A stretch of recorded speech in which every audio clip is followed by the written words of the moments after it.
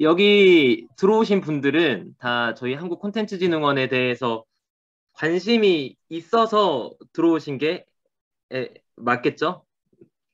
네네. 저희 원에 대해서 관심을 가져주셔서 저희 멘토링 진행해 주시는 걸로 알고 있습니다. 그래서 혹시 저희 원의 건물을 나주에 오셔서 보셨을지는 잘 모르겠지만 지금 보여지는 요 그림이랑 똑같이 생겼습니다. 저희 나주 혁신도시에 본사가 있고요.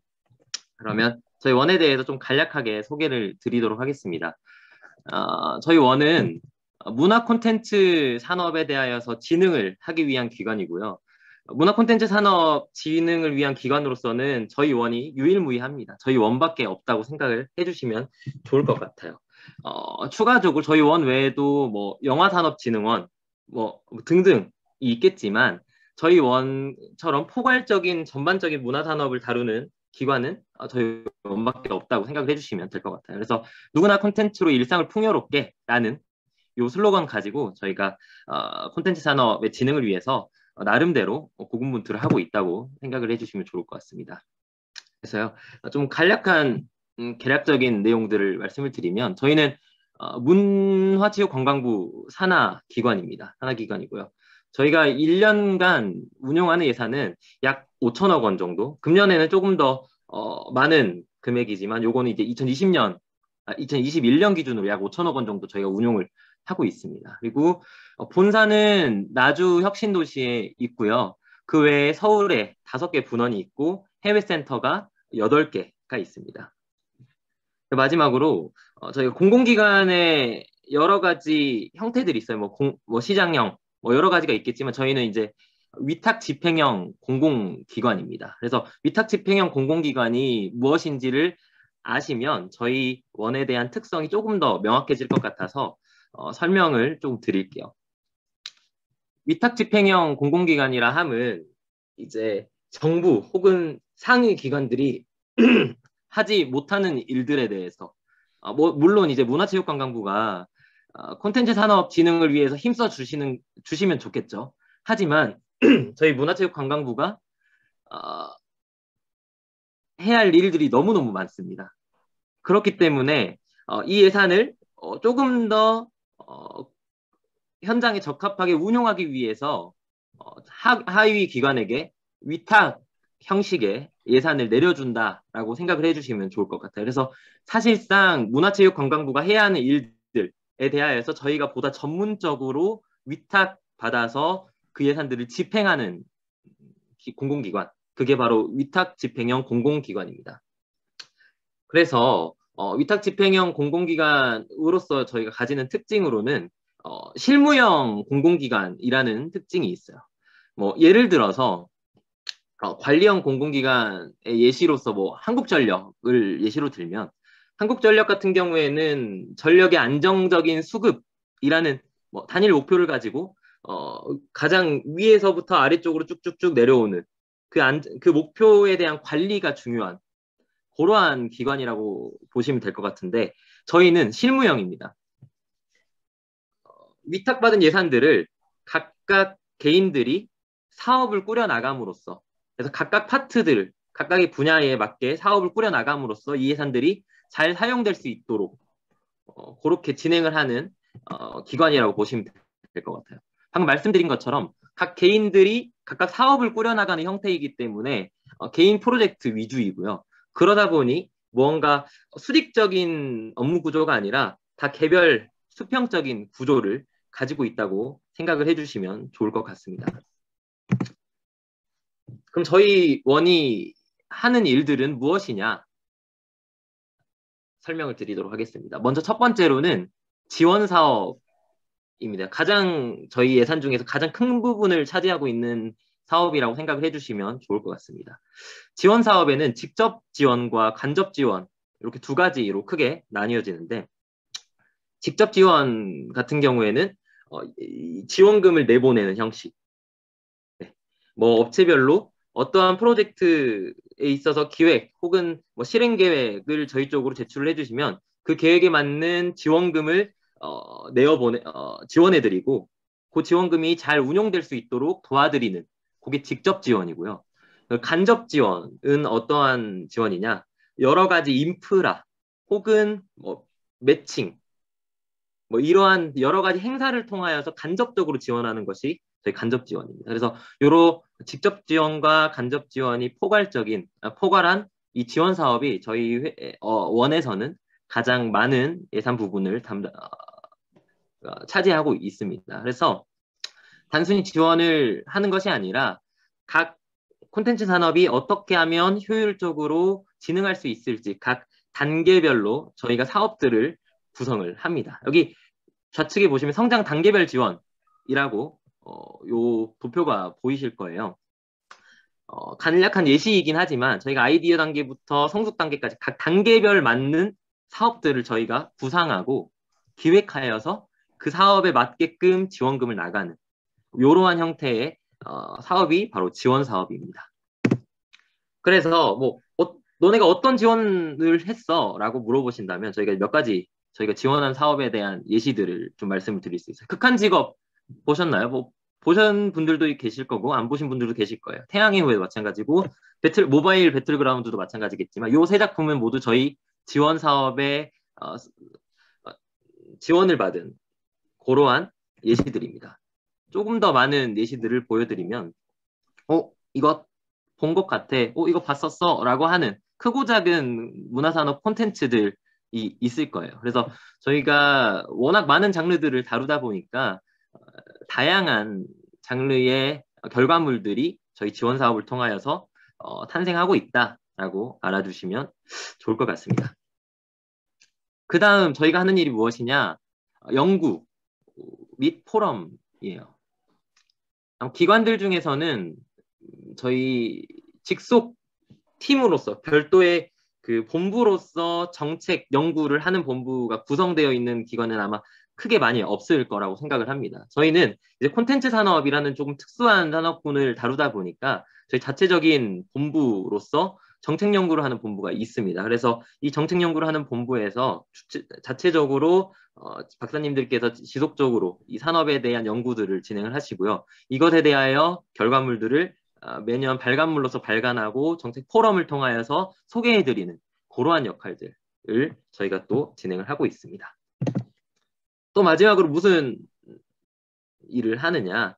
아무래도 이제 문화 콘텐츠 산업 자체가 되게 급변하는 산업군이고 더 나아가서 이제 더욱 성장해 나가야 할 산업군이기 때문에 그 문화적으로 그 뭐랄까요 근로자들의 문화라고 할까요? 혹은 이용자들의 문화가 제대로 정립이 안 되어 있는 경우도 좀 있습니다. 그렇기 때문에 이러한 것들을 조금 더 다른 방향으로 개선해 나가고자 또 캠페인들을 저희가 또 함께 진행을 하고 있습니다. 그러면 저희 원이 다루는 장르들은 도대체 무슨 장르들을 다루느냐라고 한다면 지금 아래에 보시는 이러한 장르들을 저희가 다룹니다. 다양하죠. 뭐 게임부터 방송, 애니, 캐릭터, 뭐 만화, 이야기, 실감 콘텐츠, 뭐 음악, 패션 굉장히 많습니다. 근데 이러한 장르들이 기준이 무엇이냐라고 한다면 저희 이제 문화 콘텐츠 산업 진흥에 관한 법률에 산업군으로서 형성되어 있는 장르를 12가지 정도를 이렇게 규정을 해 두었습니다. 그 중에 저희가 뭐 영화 등을 제외한 거의 대부분의 장르들을 저희가 지금 담당을 하고 있습니다. 여기서 그러면 산업군으로서 형성이 되어 있지 않은 장르도 있을 거예요. 뭐 예를 들어서 순수예술도 있겠고요. 뭐 클래식, 판소리 뭐 이러한 부분들도 있겠죠. 산업군으로 형성되어 있지 않은 이러한 부분들은 또 문화예술위원회라든지 뭐 다양한 기관에서 조금씩 담당을 해주시고 있습니다. 그래서 이제 저희가 뭐 단순히 이렇게 뭐 한국에 국한되어서만 이렇게 진행을 하는 것이 아니라 아무래도 이런 한국 콘텐츠들을 계속해서 지속적으로 해외에 알리고 수출하기 위한 작업들도 함께 진행을 하고 있어요. 그래서 국제적인 행사들을 지속적으로 진행을 함으로써 각 장르별 콘텐츠들을 수출하는 절차들을 저희가 진행을 하고 있고요. 더 나아가서 각 국에 8개의 센터를 둠으로써 조금 더 해외와 해외 부문과 조금 더 긴밀하게 우리가 협업할 수 있도록 이렇게 센터들을 또 함께 두고 있습니다. 그러면 이제 대략적인 원에 대한 소개는 마치어 보도록 하고요. 각 개별 팀 멘토 분들께서 간략하게 자신의 팀에서 어떠한 일들을 하고 있고 또 본인은 어떠한 사업을 진행을 하고 있는지를 좀 간략하게 어, 소개를 해주실 겁니다. 맞죠? 그러면 첫 번째 게임 산업팀 서수빈 주임님부터 한번 해볼까요? 네, 안녕하세요. 저는 게임산업팀의 서수빈 주임이고요. 여러분들 앞에 조금 졸리셨죠? 저희가 회사가 워낙 방대한 일을 하고 있다 보니까 지루하죠. 그걸 일단 간략하게 좀 설명해 드리려고 했는데 조서우 주임님이 잘 설명을 해주셔가지고 조금 지루하셨을 수도 있으니까 일단 제가 게임산업팀은 최대한 지루하지 않게 짧게 끝내도록 하겠습니다. 저희 게임 산업팀에서 하는 일은 일단은 게임 산업 고도화와 사회문화적 가치 확산 이렇게 두 가지라고 생각을 해주시면 돼요. 게임 본부는 게임 산업팀이랑 게임 유통팀 이렇게 두 가지로 나눠져 있거든요. 그래서 게임 산업팀 같은 경우에는 저희 아까 말씀드린 여기 나주 본원에 존재하고 있고 게임 유통팀은 서울에 있는 판교 본원에 있어요. 왜냐면 게임 좋아하시는 분들은 많이 아실 수도 있는데 게임 산업의 대부분의 기업들은 서울 또는 판교 그리고 경기도 이쪽에 많이 위치하고 있기 때문에 그분들을 최대한 좀 더 자주 만나고 더 잘 도움을 드리기 위해서 저희는 이렇게 두 곳으로 떨어져서 존재하고 있습니다. 아, 그리고 궁금해 하실 수도 있어서 말씀드리는 거지만 콘진원이 여러 곳에 이제 분원들이 있잖아요. 뭐 해외에도 있고 서울에도 있고 나주에도 있고 대전에도 있는데 거기는 이제 들어오시고 난 다음에 신청을 하시면 이렇게 왔다 갔다 할 수 있는 구조라서 만약에 서울에서 근무해보고 싶다 하시는 분들은 지원하셔서 한 3년 정도 있으면은 다른 부서에도 가셔서 일을 해보실 수 있으실 거예요. 혹시 궁금하실까 봐 알려드리는 거고요. 일단 첫 번째로 게임 개발 역량 강화라고 있는데 게임 개발사들이 여러분들이 아시는 뭐 여러 가지 회사들이 있잖아요. 뭐 3N 대표되는 뭐 넥슨 넷마블 뭐 네오위즈 외에도 요새는 뭐 크래프톤도 인기가 많고 뭐 펄어비스 뭐 엄청 많잖아요. 위메이드 이런 것들이 이런 큰 대기업 게임사들도 있지만 대부분의 한 80%, 70% 게임사들은 중소기업들이 많아요. 중소기업도 안 되고 아주 작은 팀을 꾸려서 진행하시는 그런 게임사들도 많기 때문에 지금 K게임이 엄청 대세를 이루고 있는데 어떻게 하면 게임 산업티 게임을 더 진흥할 수 있을까 생각을 하다가 이런 대기업보다는 중소기업들 약간 금전적으로 조금 부족하시지만 좋은 IP를 가지고 있어서 이제 조금만 저희가 도움을 드리면은 잘 될 수 있는 그런 분들을 저희가 모집을 한 다음에 평가를 하고 그 평가를 토대로 지원을 해드리는 그런 일들을 하고 있습니다. 그래서 이런 제작 지원을 하고 있는 제일 큰 역할을 하고 있고요. 그리고 게임 유통 활성화나 인프라 구축 같은 경우에는 이것도 여러분들이 아시다시피 게임을 개발을 하려면 되게 많은 그런 기구들이라든지 장소가 필요해요. 그래서 중소기업들한테 저희가 글로벌 게임 허브 센터라고 판교에 큰 그런 건물이 있거든요. 거기에 있는 장소를 대여를 해드리는 거예요. 그래서 너희들 이제 뭐 게임 개발할 수 있으니까 여기 장소 빌려줄 테니까 와서 게임 개발해. 이렇게 하고 장소도 빌려드리고 게임에 필요한 뭐 테스트 베드라든지 VR, AR 기계라든지 그런 것들을 다 대여를 해주는 그런 역할을 하고 있는 곳입니다. 그리고 해외 진출을 할 때도 저희가 뭐 B2B로 연결을 해서 다른 해외에 있는 유통 사업을 하시는 분들한테 연결을 해드린다든지 아니면 저희가 직접적으로 수출을 도와드린다든지 이런 역할들을 하고 있고요. 그리고 이제 여기 위에는 게임 산업 고도화를 위한 일들이고요. 밑에는 게임의 사회 문화적 가치를 확산을 하기 위한 일인데요. 그리고 여러분들 여기 지금 게임을 하시는 분들도 계시고 안 하시는 분들도 계실 거예요. 근데 저는 게임을 되게 좋아하는 유저잖아요. 아, 유저거든요. 근데 여러분들은 게임 그거 왜 하는 거지? 게임 별로 안 좋은 거 아닌가? 이렇게 생각하는 분들도 많으실 거라고 생각을 해요. 그래서 어떻게 하면 그런 게임에 대한 부정적인 인식들을 최대한 줄일 수 있을지 그런 것들을 연구를 하고 또 이런 올바른 게임 문화를 정착하기 위해서 노력을 하고 있습니다. 제가 저희 팀에서 맡고 있는 업무가 이 올바른 게임 문화 정착이에요. 그래서 이따 뒤에 설명해 드리겠지만 이런 뭐 캠페인 같은 업무들도 많이 하고 있습니다. 그리고 마지막으로 e스포츠 문화 활성화를 위해서 저희가 또 노력을 하고 있는데요. 여러분들 게임 안 하시는 분들도 아마 페이커라는 이름은 다들 아실 거라고 생각을 하거든요. 이렇게 우리나라에 지금 우리나라 완전 e스포츠 강국이잖아요. 그래서 어떻게 하면 이런 e스포츠 활성화를 하고 또 그 e스포츠에 지금 산업군에 종사하고 계시는 뭐 프로게이머 분들 외에도 여러 가지 직업군들 있잖아요. 그런 분들을 어떻게 하면 좀 더 그런 형식화된 틀 안에서 잘 산업을 운영할 수 있으실지 연구를 하고 또 도움을 드리고 그런 업무들을 하고 있습니다. 넘겨주세요.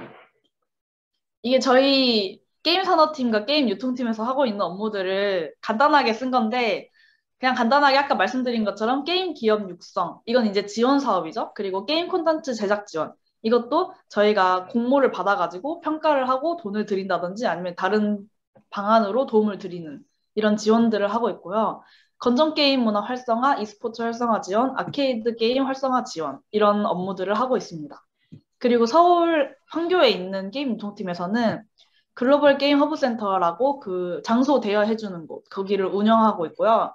게임 해외에 유통하는 것을 지원해주고, 게임 인재원이라고 해서 게임 개발하시는 분들을 저희가 또 그 교육을 시켜드려요. 그래서 그런 게임 인재원이라든지 이런 자격 검정, 이런 시험도 담당하고 있고요. 게임 마이스터고 운영 지원하는 것, 이런 업무들을 하고 있습니다. 마지막으로 제가 하고 있는 업무는 그래서 뭐냐 하실까봐 제가 몇 개를 준비를 해봤는데요. 일단 첫 번째로 보시는 것처럼 이달의 우수 게임이라고 1년에 두 번 상반기, 하반기로 나눠서 총 16작품들을 뽑아요. 그래서 이 16작품들은 유저들한테 홍보를 하고 예를 들면 유튜버랑 협업을 해가지고 홍보 영상을 찍는다든지 아니면은 뭐 영상 제작을 해서 뿌려드린다든지 아니면 뭐 블로그 후기 같은 거를 남긴다든지 이런 홍보를 해드리고 또 시상식을 운영하고 있습니다. 그리고 대한민국 콘텐츠 대상이라고 저희 아까 보신 여러 가지 산업군들의 다 통틀어서 가장 최고의 콘텐츠 산업에 관련된 분들한테 시상하는 이런 시상식도 운영하고 있고요. 게임 문화 가족 캠프라고 해서 부모님들과 학생들이 같이 와서 브롤스타즈랑 카트라이더 e스포츠 게임 대회도 하고 1박 2일 동안 같이 캠프하면서 노는 이런 업무들을 하고 있습니다. 되게 딱딱해 보이지는 않고 나름 재밌어 보이지 않죠? 재밌어 보이죠? 저희 원의 약간 장점인 게 너무 딱딱하지 않고 이런 캠페인 같은 일들을 할 수 있다는 거? 그런 게 좀 장점인 것 같습니다.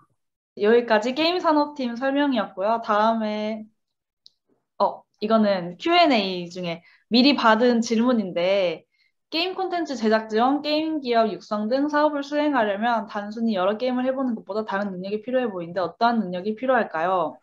라고 말씀을 주셨는데 일단 아까 말씀드린 것처럼 제작 지원 같은 경우에는 저희가 보통 게임에 대한 지식도 물론 필요하지만 저희 원은 아무래도 사업 지원을 해주고 또 그런 사업적인 수행을 하는 기관이다 보니까 다른 사무직들과 비슷하게 상호적인 능력들도 좀 필요해요. 예를 들면 뭐 글을 쓰는 능력이라든지 아니면 보고서를 작성하는 능력이라든지 뭐 보고하는 능력이라든지 이런 사무적인 능력도 필요하기 때문에 이거는 약간 말이 좀 길어질 것 같기는 한데 해도 될까요? 여러분들한테 좀 알려드리고 싶은 게 면접 팁 하나만 말씀드릴게요. 그 면접을 팀 하나인가요? 네, 하나. 오케이. 이건 제가 되게 중요하다고 생각했던 거여가지고 하나만 말씀드리고 싶은 게 있는데 면접을 보러 가시면 역량 같은 거를 말씀을 하실 거잖아요. 그때 내가 산업에 대해서 이만큼 잘 알고 있고 뭐 개발 같은 데 관심이 있다. 이렇게 말씀을 하시면 안 돼요. 저희는 그런 개발을 하는 것들은 회사에서 개발을 하시는 거죠. 그러면은 저희는 그분들을 도와서 사업 관리를 하는 회사이기 때문에 혹시 면접 때 그런 역량 같은 거를 말씀하실 때 너무 그런 콘텐츠 제작 이런 쪽에 치우쳐서 말씀을 하신다기보다는 나는 콘텐츠 제작에도 이만큼 관심이 있지만 이만큼의 이런 사무 능력도 있다 이런 식으로 어필을 하시는 게 저는 좀 좋다고 생각을 하거든요. 다들 무슨 말씀인지 이해가 되실 줄 모르겠지만 아무튼 이런 단순히 여러 게임을 해보는 것보다 물론 산업 전반적으로 게임 산업에 대한 이해도가 높은 것도 좋지만 뭐 다른 제가 막 여러 가지 행사들을 진행하고 있잖아요. 그래서 이런 행사 진행 능력이라든지 뭐 이런 여러 가지 경험들을 해보시면은 저는 되게 좋다고 생각을 해요. 네, 그래서 일단 답변은 제가 좀 횡설수설하긴 했지만 첫 번째로 문서 작성 능력 또는 사무 능력 그리고 두 번째로 캠페인이나 행사 같은 거를 잘 진행할 수 있도록 대외 활동 같은 거 하시면서 행사 관리 능력 이런 것들을 좀 익혀놓으시면 좋을 것 같습니다. 도움이 되셨을지 모르겠지만 네, 다음으로 넘어가도록 하겠습니다. 네, 좋은 답변 감사합니다. 박수 한번 칠까요? 다음은 저희 홍보팀 윤지원 주임님께서 팀 설명 좀 해주시겠습니다. 네, 넘겨달라고. 안녕하세요. 저는 홍보팀 이윤지원입니다. 먼저 저희 홍보팀을 소개하기에 앞서 홍보팀이 속해 있는 본부를 먼저 소개드리겠습니다.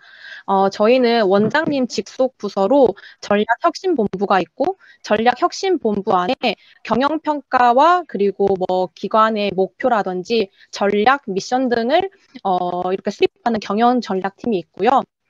그리고 공공기관이나 정부기관이라면 다들 이제 국감을 받잖아요. 국정감사를 대비를 하고 또 대내적으로 소통을 진행하고 있는 혁신소통팀이 있고 또 저희 홍보팀 같은 경우에는 크게 세 가지 업무로 나눠지고 있습니다. 먼저 언론 홍보 같은 경우에는 기관장님이 원장님이죠. 원장님이 뭐 인터뷰를 한다든지 아니면은 원장님 이름으로 보도 같은 게 나갈 경우에 기관장 PI를 관리하는 분이 따로 계시고 또 이제 사업부서에서 어떤 행사나 사업을 진행을 할 때 보도자료 배포가 필요하잖아요. 그럴 경우에 이제 저희는 홍보팀 같은 경우에는 하나의 그 좀 키 메시지를 바탕으로 보도 자료를 수정도 하고 또 배포를 하면서 또 기자분들이 취재 지원을 원하시는 경우에 그 취재 지원도 같이 진행을 하고 있습니다. 그리고 브랜드 매니지먼트 같은 경우에는 앞서 보셨던 기관 홍보 영상도 저희 홍보팀이 제작을 한 건데 기관 홍보 영상을 제작하기도 하고 또 지금 이제 제가 맡고 있는 업무로는 저희 이제 내년도가 다가오니까 2022년 달력도 제작하고 있고 또 기관 이름으로 나갈 홍보 기념품도 제작을 하고 있습니다. 또 지금 슬라이드 오른쪽 상단에 보시면 저희 원 CI가 있는데 저희 원 CI도 이제 해외 센터가 많다 보니까 국문본, 영문본, 일문본, 중문본 등등 다양하게 있는데 그 기관 CI를 사용할 때 다 가이드라인이 있어요. 그 가이드라인을 저희가 구축을 하고 또 여러 이제 사업부서에서 뭐 카드뉴스라든지 영상을 제작을 하셨을 때 CI가 잘 들어갔는지 혹은 이렇게 대외적으로 나가는 연구 보고서라든지 PPT라든지 그런 표지 같은 것을 저희가 제작을 해서 사업 부서 분들에게 제공을 하고 있습니다. 또 저는 이제 브랜드 매니지먼트에 이어서 온라인 홍보도 담당을 하고 있는데요. 저희 온라인 홍보 같은 경우에는 지금 유튜브, 인스타그램, 페이스북, 또 영문 페이스북, 네이버 포스트, 티스토리, 트위터, 영문 트위터, 그리고 네이버 TV 이렇게 여러 가지 SNS 플랫폼을 운영을 하고 있는데 이 어떻게 하면 기관을 효과적으로 홍보를 하고 전략적으로 홍보를 하면서 기관 SNS의 그 뭐 팔로우라든지 아니면 구독자 수치, 뭐 조회수 수치를 높일 수 있을지 기획도 하고 또 잘 업로드 되면은 이제 그것들을 관리하는 역할을 하고 있습니다. 넘겨주시겠어요?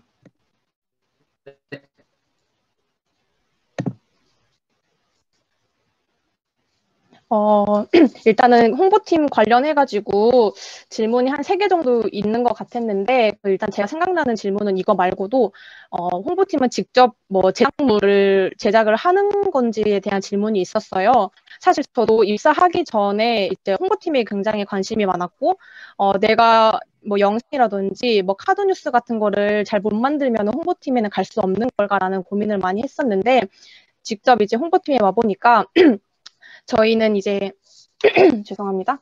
저희는 따로 대행사가 있어서 제작을 하거나 뭐 업로드하는 그런 거를 관리해 주시는 분들이 계시고 그 전 단계에서 기획부터 뭐 피드백, 검수를 저희가 한다고 생각을 하시면 될 것 같고요. 그리고 이번 지금 화면에 보이는 질문에서는 콘텐츠 제작을 통한 마케팅인가요? 영업에 가까운 홍보인가요?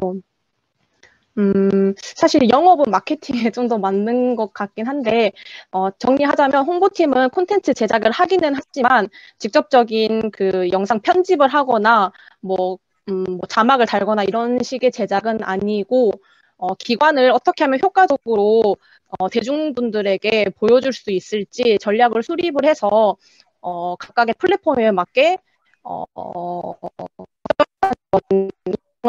있는 하면 될 것 같고요. 저희가 아무래도 고객이 사기업이 아니다 보니까 수익을 창출하는 그런 고객은 없고, 저희에게 팀의 고객이라고 한다면 대중 그리고 대내 그 직원분들이라고 생각을 해주시면 될 것 같습니다. 감사합니다. 그러면 그 다음으로는 방송산업팀 이현 주임님. 네, 안녕하세요. 방송산업팀 이현입니다. 잘 들리시나요? 잘 들립니다. 저는 이제 앞서 게임산업팀하고 조금 비슷한 구조라고 생각을 하시면 될 것 같은데요. 게임산업팀에서도 어쨌든 인프라 구축이나 뭐 제작 지원 이렇게 가장 크게 분류할 수 있었던 것 같은데, 방송본부도 좀 비슷하다고 보시면 됩니다. 지금 방송본부 같은 경우에는 방송산업팀이랑 유통팀 이렇게 지금은 분류가 되어 있는데, 지금 내년에는 합쳐진다라는 약간 썰이 돌고 있어가지고, 이게 또 저희가 매년 이제 구조가 좀 바뀔 수도 있는 상황이라서 큰 틀에서만 좀 이해를 해주시고, 뭐 나 방송산업팀에 갈 거야, 유통팀에 갈 거야, 뭐 이렇게 명확하게 정해두고 듣지는 않으셨으면 합니다. 그리고 이제 크게 설명을 드리면, 여기 1번이 기획개발, 2번이 제작 지원, 3번 유통 마케팅, 그리고 4번이 콘텐츠 제작 인프라 운영 이렇게 되어 있는데요. 지금 현재는 방송산업팀에서 기획개발이랑 제작 지원을 맡고 있고, 유통팀에서 유통 마케팅이랑 콘텐츠 제작 인프라 운영을 맡고 있어요. 그중에서 저는 산업팀이기 때문에 기획개발이랑 제작 지원과 좀 집중해가지고 이제 설명을 좀 드리면 좋을 것 같습니다. 그 중에서도 저희는 이제 저 같은 경우에는 방송본부의 기획개발 사업을 맡고 되어 있고, 레벨업 지원 이렇게 되어 있는데, 제가 이제 기획안 공모를 열어서 여기서 선정된 기획안들이 이제 레벨업 시켜주는 제작까지 좀 이어질 수 있는 단계로 수준을 좀 높여주는 그런 사업도 같이 진행을 하고 있어요. 그래서 전체 이제 콘텐츠가 만들어지는 과정이 보통 대부분 기획, 제작, 유통 이렇게 되어 있는데, 그중에서 저는 기획 파트를 맡고 있다고 생각을 하시면 됩니다. 그 중에 이제 기획, 제작, 연계 지원 같은 경우에는 기획안을 선정을 했잖아요. 그 중에서 이번 연도 안에 만들 수 있는 이 있다면 이번 연도 안에 만들 수 있도록 추가 이제 지원금을 지급해주는 형태고, 랩 운영 같은 경우에는 이제 창작자 뭐 이렇게 실감랩, 포맷랩 이렇게 두 개로 운영이 되고 있는데, 교육 프로그램이라고 좀 생각하시면 쉬울 것 같습니다.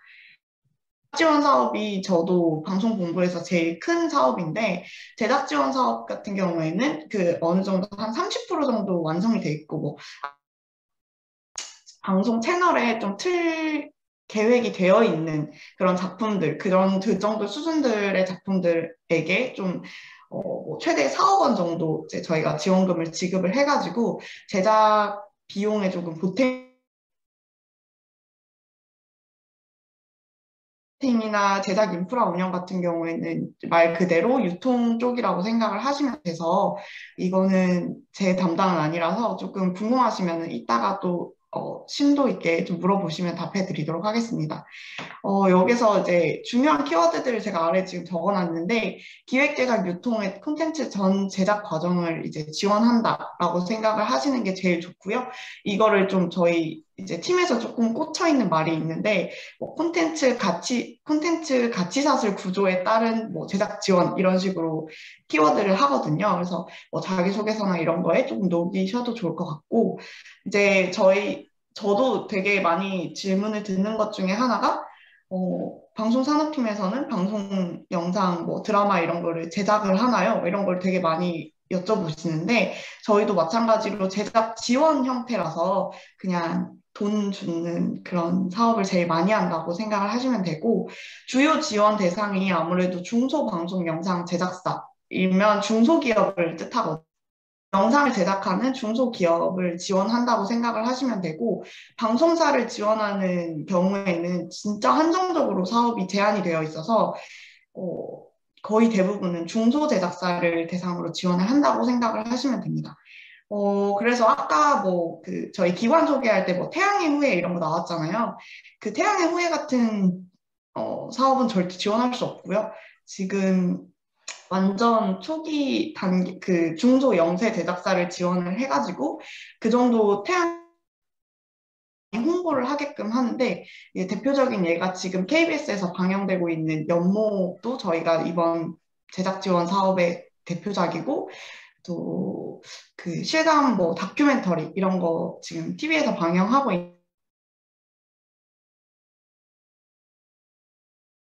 공모, 그리고 랩 운영, 제작 지원, 유통 마케팅 지원이라고 생각하시면 되고, 지금 오징어 게임 때문에 저희가 이제 22년도부터는 OTT 관련해가지고 사업이 지금 확정이 될 것 같은데, 엄청나게 OTT 그거 내용을 자소서에 많이 쓰실 것 같아요. 근데 또 너무 OTT에 이렇게 하면 안 좋은 게, 국가에서는 사실 OTT 지원을 확대했으면 하지만 어쨌든 저희 원은 중소 제작사를 지원하는 형태이기 때문에 또 너무 OTT에 치중해가지고 우리도 오징어 게임 같은 대작을 만들어야 된다. 약간 이런 식의 뭐 다소는 조금 색깔에 맞지 않지 않을까 이런 생각을 하고요. 그래서 이제 전체적인 사업은 대부분 이렇게 이루어진다, 구성이 되어진다라고만 알고 계시면 될 것 같습니다. 자세한 거 있다 또 궁금한 거 있으시면 개별 멘토링 때 여쭤보시면 될 것 같고, Q&A에서 이제 들어온 것 중에 하나가 방송 제작 시설이 어떻게 구성되어 있는지 여쭤보시더라고요. 저희가 유통팀이 이제 좀 관리를 하고 있는 상암 DMS 건물이 있고요.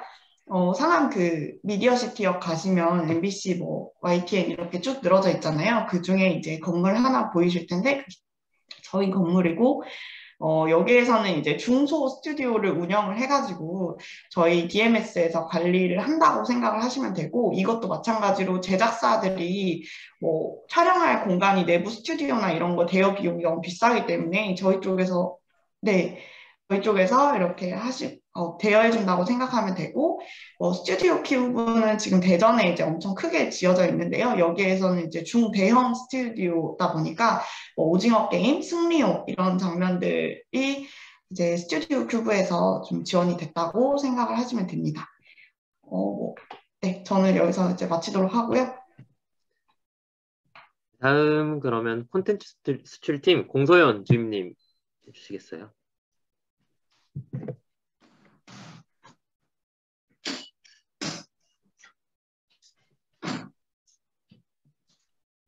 혹시 공소연 주임님 음소거 풀어주시면 좋을 것 같아요. 안녕하세요. 어떻게 잘 죄송해요. 들리네요. 네, 잘 들리시죠? 앞서 많이 말씀 잘 해주셨는데 저에 대한 소개 잠깐 하자면 저는 중문과 나왔어요. 그래서 해외 사업에 원래부터 관심이 많았었습니다. 그래서 처음부터 저는 이 회사 입사 전부터 이 팀, 콘텐츠 수출팀 오고 싶었고요. 그래서 그것을 자소서 그리고 면접에 많이 녹였었어요. 여기까지 하고 저희 본부 설명 드릴게요. 사실 이게 어떤 의미로 지금 들리실지 모르겠는데 간략하게만 설명드리겠습니다. 저희 해외 사업 본부 말 그대로 해외에 관련한 사업을 하는 곳이에요. 콘텐츠 수출팀, 한류 사업팀 두 가지 팀으로 나뉘어 있고요. 앞서 말씀드렸던 그러한 여러 가지 장르들 저희가 지원하는 뭐 만화 스토리, 애니 캐릭터, 방송 게임 등 이 모든 장르를 여기 어떻게 해외 뭐 효과적으로 홍보하고 그렇게 사업을 꾸려나갈 수 있을지에 대한 고민을 하는 팀이고 모든 장르를 다루고 있다고 생각하시면 됩니다.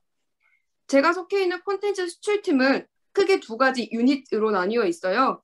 수출 지원 유닛이랑 시장 개척 유닛으로 나뉘어 있는데 옆에 보시면 제가 사업들을 나열해 놨어요. 근데 많이 어려우시죠? 저도 사실 제가 맡은 사업 아니면 잘 모르거든요. 그런데 쉽게 말씀드리자면 수출 지원 유닛은 국내에서 우리 국내 콘텐츠 기업이 해외로 나갈 수 있게 뭐 컨설팅을 해준다거나 그런 해외 진출 관련한 제반을 쌓아주는 역할을 하고요. 시장 개척 유닛은 이제 준비된 국내 콘텐츠 기업을 해외로 나가서 직접 바이어들과 미팅을 시켜준다거나 국내 콘텐츠들을 홍보해줄 수 있는 그러한 자리를 마련하는 그런 유닛이고요. 저는 이 시장 개척 유닛에서 여러 가지 사업들을 진행하고 있습니다. 그리고 한류 사업팀은 아까 저희 소개 자료에서 8개 센터라고 나와 있는데 점점 그 범위를 넓혀가고 있어요. 그래서 지금 저는 8개국 9개 센터라고 했는데 이게 조금 더 뭐 내년이나 다음에는 변동이 있을 수 있으니까 참고로만 알아두시고, 저는 제 개인적으로는 과가 중문과다 보니까 원래도 해외에 관심이 있었고, 그래서 지금 6분이나 저희 팀에 관심이 있으셔서 신청을 해주셨는데, 해외 관련해서 한류 사업 나중에는 센터로도 한번 나가서 우리 콘텐츠 기업들을 조금 더 부흥시킬 수 있을 만한 그런 일을 해보고 싶습니다. 네, 여기까지 저희 팀 소개 마치겠습니다. 질문이 너무 많아요. 진짜 간략하게만 설명드릴게요. 첫 번째, 저희 콘텐츠 수출팀은 콘수팀이라고 줄여서 부르거든요. 콘텐츠 수출팀에서 근무하기 위해 필요한 역량. 저희 여기 듣고 계시는 분들이 되게 여기에 대한 고민이 많아요. 관련한 경험이 직접적으로 없는데 어떻게 할까요? 이러한 질문들이 많으실 거예요. 그런데 저도 원래 콘텐츠 관련한 그런 경험이 많진 않았고, 특히 저는 해외 사업만 노리다 보니까 그런 경험이 적었는데, 저희 직무기술서 보시면 콘텐츠 수출팀은 한국 콘텐츠진흥원은 일반 행정 및 사업 관리라는 직무예요. 이 직무는 뭐 콘텐츠 산업에 대한 이해를 바탕으로 사무 행정과 프로젝트 관리 능력을 갖춘 인재예요. 그래서 아까 비슷한 말을 게임 산업팀 서수빈 주임도 말을 했는데, 콘텐츠에 관련한 직접적 경험이나 제작 능력 이런 것보다 내가 사무 능력을 갖추고 있고, 그리고 이 행정 관리하는데 할 수 있다, 이러한 역량을 보여주시면 되니까 콘텐츠 수출팀에서 근무하기 위해 필요한 역량, 이것은 곧 사무 행정 능력이라고 보시면 되고, 여기에 추가적으로 제가 어필했던 거는 저는 해외에서 우리 학교 교환학생 프로그램으로 교환학생 갔었고, 그리고 인턴을 한 경험이 있어요, 중국에서. 그래서 그러한 부분을 조금 더 어필했던 부분이 있습니다. 두 번째, K 콘텐츠 엑스포나 오날류 축제 같은 프로그램 이거 실제로 제가 운영을 하고 있어요. 물론 뭐 서브로 하고 있는데, 어떻게 다른 나라와 체결이 되냐면, 지금 우리나라가 코로나 시국으로 인해서 사실 저는 해외 출장을 이 팀 오고 한 번도 못 갔어요. 그래서 이제 비대면 프로그램으로 우리나라에서 해외에 있는 바이어들과 온라인으로 비즈 미팅을 진행해주고 있는 그런 프로그램들을 운영 중이고, 이 프로그램도 마찬가지로 해외로 원래는 우리 국내 기업들을 데리고 나가서 지원을 했다면 지금은 온라인으로 개최를 하고 있는 실정입니다. 세 번째, 콘텐츠 수출팀 안에서 업무 배분, 아까 말씀드린 그런 부분이고, 어떤 기준이냐면 사업 기준입니다. 우리 국내에서 기업들의 역량을 다지느냐, 아니면 해외로 직접 데리고 나가서 그러한 기회를 많이 보여주느냐, 이런 차이일 것 같고요. 이거는 중요하지가 않은 게 연마다 혹은 기관장이 바뀔 때마다 바뀔 수가 있어요. 그래서 그냥 참고로 알아두시면 되고요. 네 번째, 다양한 언어 능력이 업무 내에서 많은 도움이 될까? 기본적으로 영어는 조금 필요할 것 같아요. 물론 뭐 팝하고도 있고 되게 좋은 프로그램들이 많은데, 제가 이제 이 실무를 진행하면서 영어가 되면 되게 편하겠다라는 생각을 했었어요. 그리고 실제로 이 팀 와서 중국어를 발휘한 적은 거의 없는데, 여튼 영어는 근데 필요하면 좋을 것 같아요. 다양한 언어 능력, 이거는 자신의 어떠한 그렇게 할 수 있으신 분이라면 그거를 무기로 가지고 어필을 하시면 될 것 같습니다. 해외 출장도 맞나요? 제가 듣기로 한 번도 간 적이 없지만 1년에 4번 이상은 간다고 알고 있어요. 얼마나 많은 나라의 콘텐츠 수출이 이루어지고 있는가? 아까 저희 처음에 기관 소개 자료 보시면 세계지도 있고 국가마다 이렇게 센터들이 있었잖아요. 네네, 영어가 필수는 아니고요. 토익이 없으셔도 들어올 수 있습니다. 저희 센터들이 많은데 그중에 유럽도 있어요.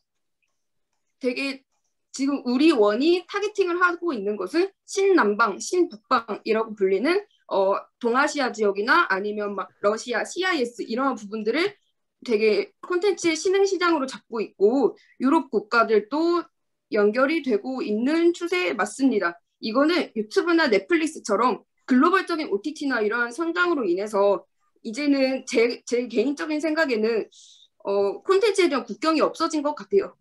이상 마치겠습니다. 네. 고생하셨고요. 이제 마지막으로 짧게 저희 만화스토리 산업팀 설명드리고 채용 쪽으로 넘어가도록 하겠습니다. 지금까지 계속 앞 멘토분들께서 설명해 주셨던 것처럼 저희는 이제 콘텐츠 산업군에 대한 그 사슬에 따라서 지원들이 이루어지고 있어요. 그래서 저희도 마찬가지이고요. 크게 이제 산업에 대한 그 사업 중심으로 조금 말씀을 드리면 처음 저희 최초 IP를 발굴하는 데부터 시작이 됩니다. 그래서 작가님들의 공모를 통하여서 이 IP를 발굴하는 데부터 시작이 되고 이 IP를 발굴하였으면 이것을 조금 더 사업화가 될 수 있도록 원활하게 사업화가 이루어질 수 있도록 이제 사업화 확대하는 사업들을 진행을 합니다. 이쪽에 이 사업화 확대 쪽에 보시면 아래쪽에 이제 여러 가지 시설들을 함께 운영함으로써 작가님들이 조금 더 원활하게 사업화가 될 수 있도록 인프라 지원까지를 같이 진행을 하고 있습니다. 그리고 마지막으로 뭔가 사업화된 IP들을 단순히 이제 국내에서 가지고만 있는 것이 아니라 조금 더 투자 등을 유치시키기 위해서 이런 매칭 행사까지 저희가 진행함으로써 전 가치 사슬 단계에 걸친 지원 사업을 저희가 진행을 하고 있습니다. 그래서 제가 여기서 담당을 하고 있는 것은 여기 신기술, 융합, 만화기업 육성.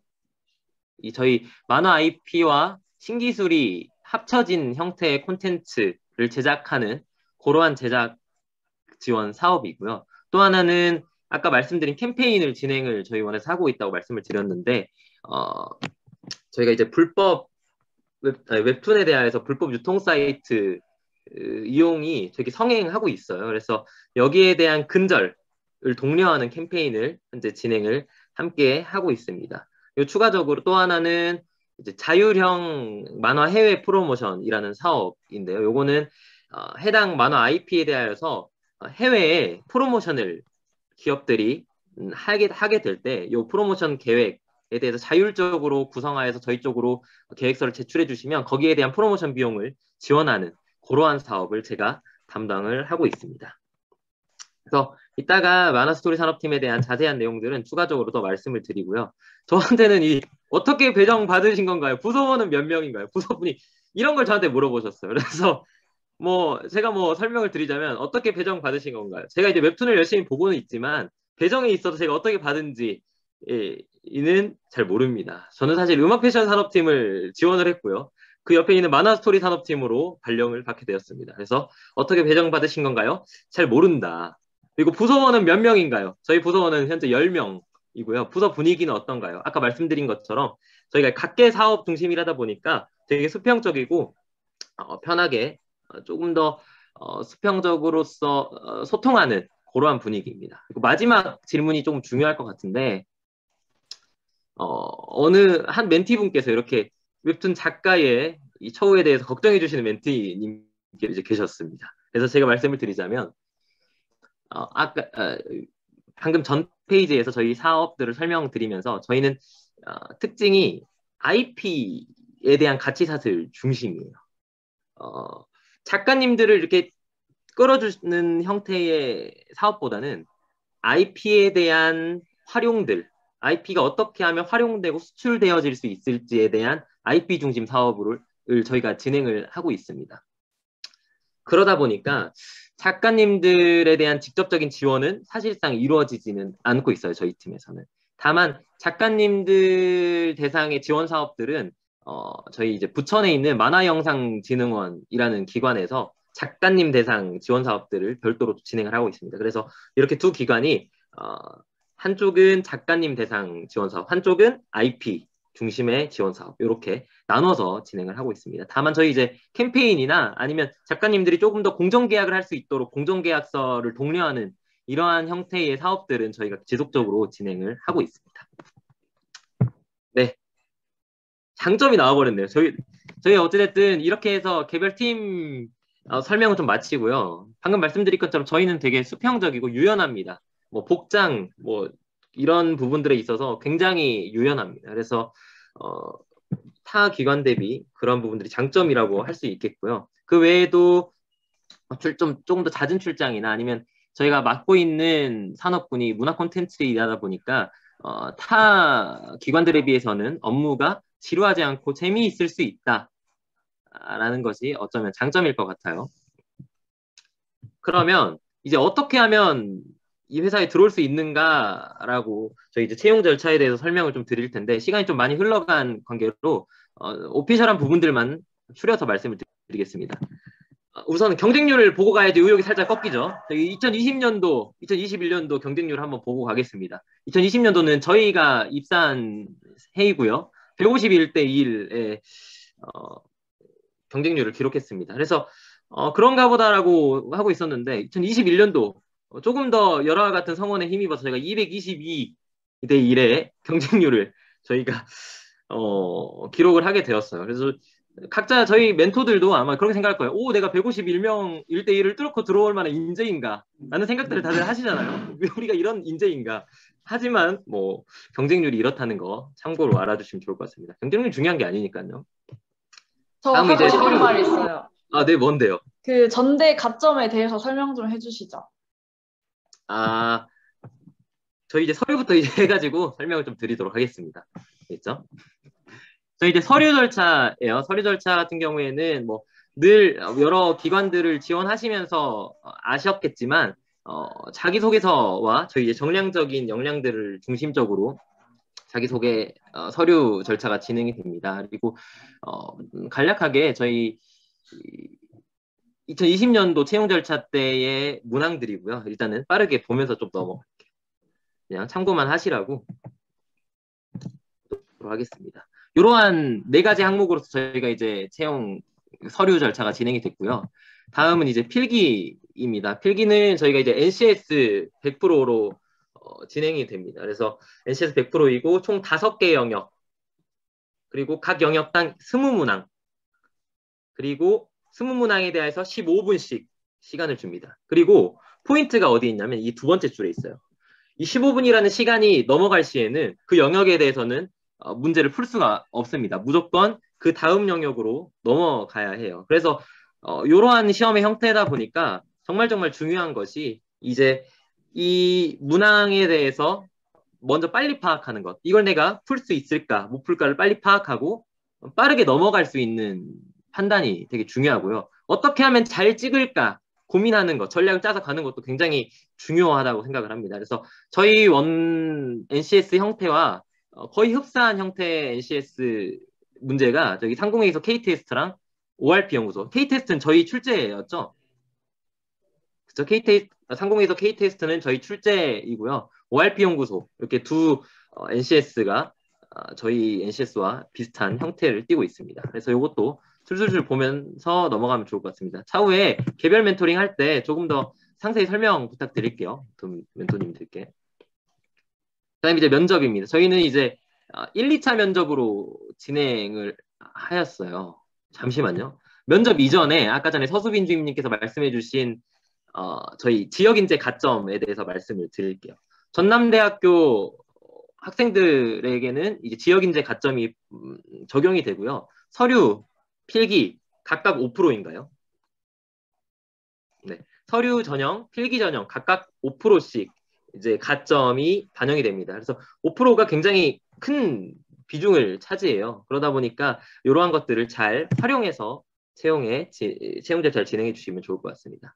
그래서 이렇게 지역 가점을 힘입어 이제 필기까지 뚫었다면 1, 2차 면접을 남겨두고 있는 셈이죠. 그래서 저희는 이제 면접이 1차 면접, 2차 면접. 1차 면접 같은 경우에는 역량 위주의 면접입니다. 너가 콘텐츠 산업에 대해서 얼마나 아는지, 혹은 어떻게 지원할 것인지, 콘텐츠 역량은 어떻게, 혹은 뭐 사무적인 역량은 얼마나 가지고 있는지, 자신의 역량을 뽐내는 1차 면접이라고 생각을 해주시면 좋을 것 같고요. 2차 면접 같은 경우에는 역량 면접이 아니라 인성 면접입니다. 그래서 아래와 같은 이러한 문항들로서 진행이 됐습니다. 그래서 마지막 저희 채용 절차 진행하면서 조금 황급히 시간 관계상 진행한 것 같은데 이러한 부분들에 있어서는 저희 멘토님들께서 각각 조금 더 상세히 설명을 조금 더 부탁드리겠습니다. 네, 여기서 발표 마치도록 하겠습니다.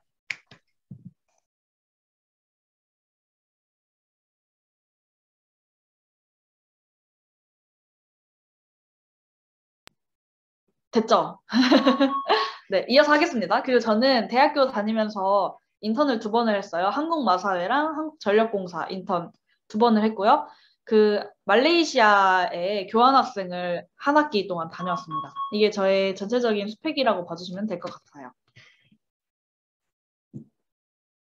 그리고 자소서가 저희가 매년 동일한 자소서로 나오거든요. 그래서 4가지 자소서가 나오는데 이 4가지로 생각을 해주시면 될 것 같아요. 첫 번째로 지원하신 동기와 본인이 한국콘텐츠진흥원 인재상에 부합되는 인재라는 이유를 설명할 수 있는 사례를 기술해 주시기 바랍니다.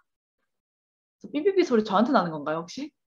그래서 지원 동기와 관련된 사례, 상황이 있다면 구체적으로 작성해 주세요. 그리고 우리원 인재에 부합되는 강점은 무엇이고 그런 강점이 우리원에 어떠한 기여를 할 수 있다고 생각하십니까? 그 근거는 무엇입니까? 여기까지 전체가 다 첫 번째 문항이에요.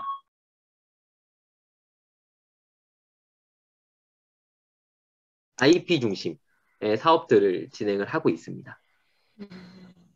그쵸. 그래서 아마 지금 유경님께서 말씀해 주신 사항들은 어쩌면 만화영상진흥원의 관할일 수도 있어요. 그쪽이 조금 더 집중이 되어 있을 수도 있어요. 네. 저희가 이제 뭐 작가님들에 대한 뭐 처우 개선 등은 저희가 해드릴 수 있지만 그 끝에서 뭔가 플랫폼 혹은 에이전시와 연결해 주는 그런 혜택을 부여한다거나 이러지는 저희는 않습니다. 네, 답변 감사합니다. 네. 그리고 혹시 대외 활동이나 네. 자소를 어떻게 준비하셨는지도 알고 싶어요. 저는 일단 대외 활동을 사실 하지 않았어요. 저는 반대외 활동주의자여가지고 대외 활동 안 해도 된다고 생각하는 주의입니다. 뭐랄까요? 결국은 여러분들이 공공기관을 취업을 하려고 하면 뭐 인턴도 한 2번씩 할 거고 뭐 이렇게 될 거잖아요. 뭐 이게 쌓이면서 물론 이제 지금은 시작 단계이지만 쌓이다 보면 인턴도 1번, 2번 이렇게 쌓일 거고 이렇게 될 거예요. 근데 이제 대외 활동을 제가 반대하는 이유는 대외 활동만을 되게 고집하고 대외 활동에 집중해서 취업 준비를 하시는 분들이 좀 있기 때문이거든요. 그러한 분들한테 저는 이제 대외 활동 크게 중요하지 않다라고 말씀을 드리고 싶어요. 왜냐면 저는 대외 활동을 아예 안 했다고 봐도 될 것 같아요. 제가 학창 시절에 대외 활동을 했라고 한 것은 저희 경영대에 드림 리더스, 혹시 김한샘님 아시나요? 네. 드림 리더스를 했었어요. 그거 외에는 그 드림 리더스는 경영대학 홍보대사의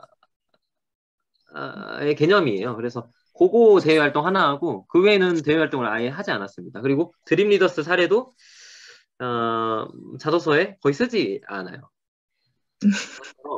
신기하죠. 그러면 뭘 쓰느냐 너는? 이라고 했을 때 저는 알바했던 경험들을 많이 씁니다. 저는 알바를 많이 했었어요. 다양한 분야에서의 알바. 네. 어떤 사실 알바 뭐 하셨어요? 저는 뭐 생각하신 알바들은 일단 거의 다 했다고 보시면 될 것 같아요. 뭐 당연히 뭐 서빙, 주방, 카페, 편의점 뭐 이런 것들은 다 했고요. 그 외에 뭐 조금 특이하다라고 할 수 있는 건 뭐 커피 창업에 대한 상담 아니면 영어 화상 강의 혹은 국립중앙박물관 큐레이터 뭐 요 정도가 있을 것 같아요. 근데 이러한 것들 그래서 이제 제가 말씀을 드리는 건 대외 활동이 중요한 것은 아니고요. 어떤 활동을 하던 간에 거기에서 역량을 짜내는 게 중요한 것 같아요. 물론 이제 대외 활동도 거기에 하나의 일환으로서 그 수단으로서 사용될 수 있죠. 그래서 대외 활동도 하시되 너무 거기에만 고집하시지 마시고 그냥 뭐 알바를 하던 간에 뭘 하던 간에 항상 여기서 내가 어떤 역량, 어떤 소설을 내가 지어낼 수 있지라고 항상 고민을 하시면 될 것 같아요. 저는 뭐 한 90%는 다 거짓말로 쓰거든요. 근데 그 고민이 평상시에 되어 있지 않으면 자소 쓸 때 정말 뻔한 스토리로 가게 돼요. 거짓말도 뻔하게 하게 되고. 근데 그게 계속해서 고민을 하고 내가 이 활동, 이 알바를 하면서 뭘 했지? 내가 여기서 어떤 문제 상황에서 어떻게 개선했지? 이걸 계속 고민하시면 좋을 것 같아요. 그래서 하나의 예시로 제가 보건지킴이, 저 이제 콘지노 쓸 때 보건지킴이 업무 한 것을 썼어요. 보건지킴이는 진짜 실질적으로는 하는 일이 뭐냐면 체온 측정해주는 일이에요. 학생들. 전남고등학교라는 고등학교에서 체온 측정해줬습니다. 아침에. 근데 이걸 이제 어떻게 썼는가?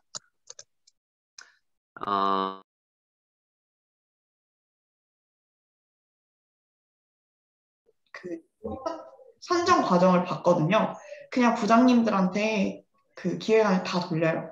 1차 검증을 하라고 해요. 그 다음에 여기서 뽑힌 것들을 또 2차로 검증해서 뽑고 이런 식이에요. 그래서 그분들이 부장님들 일도 많은데 집에 가서 하루 종일 그 서류를 보고 있는 거예요. 그래서 비슷한 얘기 나오면 다 거르셨다고 하더라고요. 그래서 코로나19가 들어가야 되는 건 맞아요. 어쨌든 제일 가장 핫한 이슈니까. 대신에 거기에 너무 매몰되지 않고 그럼 코로나19랑 관련된 콘텐츠 그거를 선택을 하고 예를 들면 저는 이거 썼거든요. 콘텐츠 코로나19로 온택트 공연 문화가 발전이 됐다. 뭐 BTS, 소녀시대 그때 한창 뭐 공연 티켓 팔아가지고 가상 이렇게 접속해서 공연할 때였거든요. 이런 거가 발전을 했고 그 중에서 우리 원이 해야 되는 거는 온라인화가 가속되면 뭘 지원해야 되냐, 어떤 문제점이 생기냐, 그러면 거기서 해결돼야 되는 것들이 이런 것들이 있는데 네, 이런 것들이 해결이 돼야 된다. 우리 원의 역할은 이거다라는 식으로 제가 답을 내렸었어요. 근데 저희 원 문항이 항상 똑같거든요. 그래서 제가 생각했을 때는 미리 그래서 저는 문항 나왔을 때 저희 원 발간물 중에 저희 원 홈페이지 들어가면 앵 콘텐츠랑 방송 트렌드 앤 인사이트 이렇게 볼 수 있어요. 그래서 저는 인쇄 미리 다 해와가지고 그 밑줄 치면서 내가 여기서 키워드 쓸만한 거 뽑아가지고 체크해두고 어떻게 연결시킬지 이런 걸 엄청 공부했었거든요. 그래서 저희 원이 특히 자소서를 많이 보니까 자소서 공부를 되게 많이 하면 좋을 것 같아요. 네.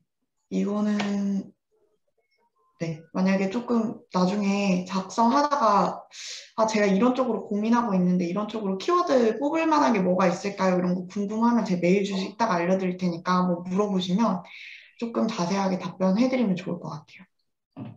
그리고 직무 분야 필요한 역량 이런 거 얘기하는데 뭐 어쨌든 다 비슷하잖아요. 커뮤니케이션 능력, 문서 작성 능력 어차피 쓰는 거 다 비슷하거든요.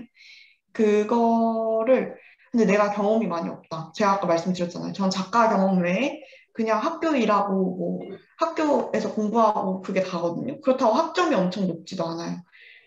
그래서 그걸 그러면 어떻게 녹일 거냐를 쓰는 게 베스트인데 저는 원래 제가 그 온라인 글쓰기 상담원 저희 원 학교에서 하는 거 했었거든요. 그때도 제가 항상 자소서 쓸 때 얘기했던 게 하나의 질문에 무조건 하나의 키워드, 하나의 경험만 담아라. 거기서 뽑아낼 수 있는 대신에 디테일한 약간 포인트들 뽑아라 이런 얘기 진짜 많이 했었거든요. 근데 만약에 저희가 천자예요. 저희 원 천자라서 하나의 경험으로 다 쓰기에 너무 힘들단 말이에요. 그럼 내가 경험이 많다 하면 2개로 나눠서 문항을 500자, 500자 쓰던지 아니면 천자짜리를 그냥 쓸 거면 2개 내외의 경험을 그 하나에 녹여서 많은 경험이 없으면 그냥 뭐든 쓰는 거예요. 그 천자에 내가 커뮤니케이션 능력을 골랐다? 그럼 여기 써있죠. 제가 화술의 이론 수업 들었던 거. 솔직히 화술의 이론 수업이 커뮤니케이션하고 무슨 상관이 있겠어요. 그냥 이름만 그럴듯하지. 뭐 인간 커뮤니케이션 수업? 지금 후배에 있어서 보면 알겠지만 사실 크게 뭐 그냥 이름만 그럴듯한 거거든요. 그냥 어쨌든 수업을 내가 듣긴 들었잖아요. 증명할 수 있잖아요. 들었던 거. 그 다음에 뭐 온라인 글쓰기 상담원 그리고 내가 평소에 이 커뮤니케이션이란 무엇일까에 대해 가지고 있던 가치관 뭐 다 녹여서 쓰는 거예요. 나는 내가 생각하기에 커뮤니케이션은 이 사람이랑 이 사람 기분에 최대한 맞춰서 내가 해줘야 된다고 생각해. 그럼 여기서 중요한 건 배려고, 난 이 배려를 키우기 위해서 또 뭘 했어. 이런 식으로 계속 연결을 시켜갔거든요. 왜냐면 저는 경험이 없으니까.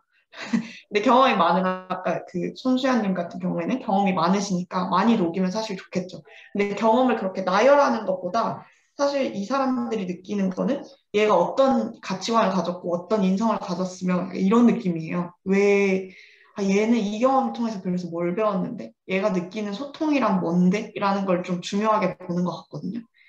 그래서 좀 자세하게 쓰는 걸 진짜 추천해요.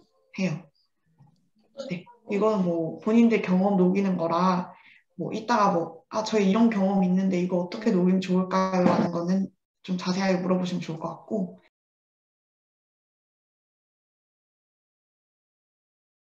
보고 계신가? 근데 다들 혹시 선배님 그러면 AI 면접은 봐보신 적 없으세요?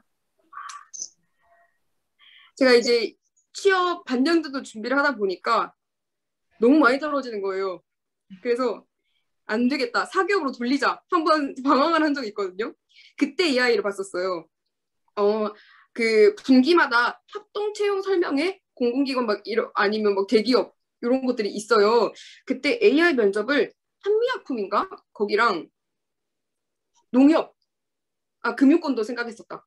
그 두 군데를 AI 면접을 봤었고 결론 떨어졌는데 그게 지금 되게 대세인 AI 센터가 있거든요. 우리나라 80% 정도 거기 거 사용하고 있는데 거기에서 모의로 제공하는 그 AI 프로그램이 있어요. 그 면접 꼭 참여하고 AI 참가해 주시면 될 것 같아요. 그 기회가 있으실까요? AI 면접? 사실 오늘 직전에 봤는데 저는 따로 연습을 하진 않고 그냥 바로 봐본 거라 네, 그래서 여쭤봤어요.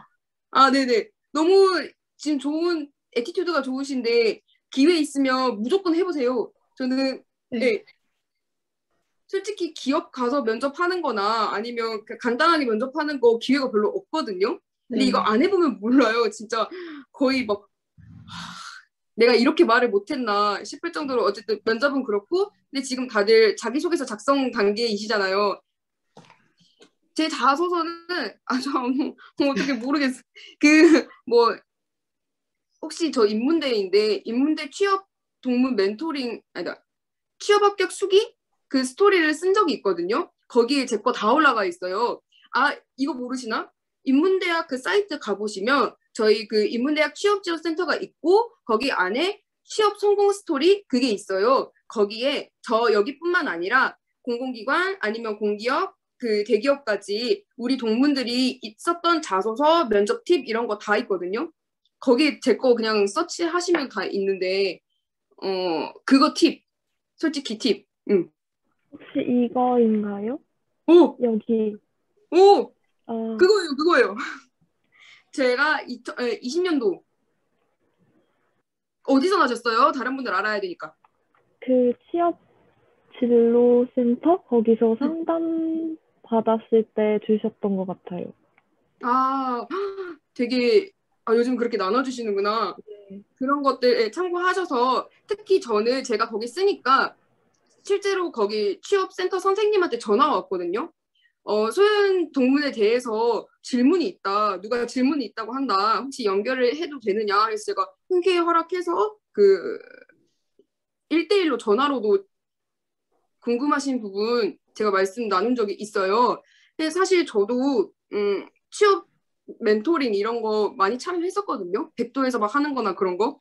근데 되게 거리감 느껴지더라고요. 저 사람은 이미 들어갔으니까 이렇게 쉽게 말하는 거겠지 하고서 좀 그랬거든요. 혹시 그런 생각이 있으셨을까요? 저는 그랬어요. 왜 제가 열등감에 그런지 모르겠지만 어쨌든 그럼에도 불구하고 저 사람들 붙었잖아. 근데 나는 아직 안 붙었잖아. 한 번도 붙은 적도 없고. 그런데 그러면서 근데 그 현직자들의 말을 들어보는 것도 되게 중요한 좀 뜻깊은 시간이었거든요. 근데 진짜 취업은 1승이에요. 내가 이 준비한 모든 것들 그냥 1승이면 끝나요. 몇 패든 상관없이 그냥 1승이면 되는 거니까 어쨌든 저는 그냥 좀 이거 준비하면서도 어디든 들어가겠지. 솔직히 이런 말들이 있어요. 공기업에서는 준비 기간이 좀 길었으면 길었지. 무조건 어디든 들어가는 게 그냥 공기업이라고 요즘 시장에서 많이 말을 하더라고요. 이게 근거 없는 자신감일 수도 있는데 전 전남대 학생들은 진짜 정말로 역량이 충분하다고 생각을 해요. 그리고 이제 제가 나주 혁신도시 살고 있는데 보면은 되게 많은 기관들이 있어요. 사학연금, 뭐 한전 여기 본사, 한전 KDA, KPS 되게 많은데 여기 다들 동문 한 트럭으로 다 있거든요. 이렇게 말씀드리면 그렇지만 하여튼 전대생이라는 거 자부심 잊지 마시고 했으면 좋겠습니다. 또 있으실까요?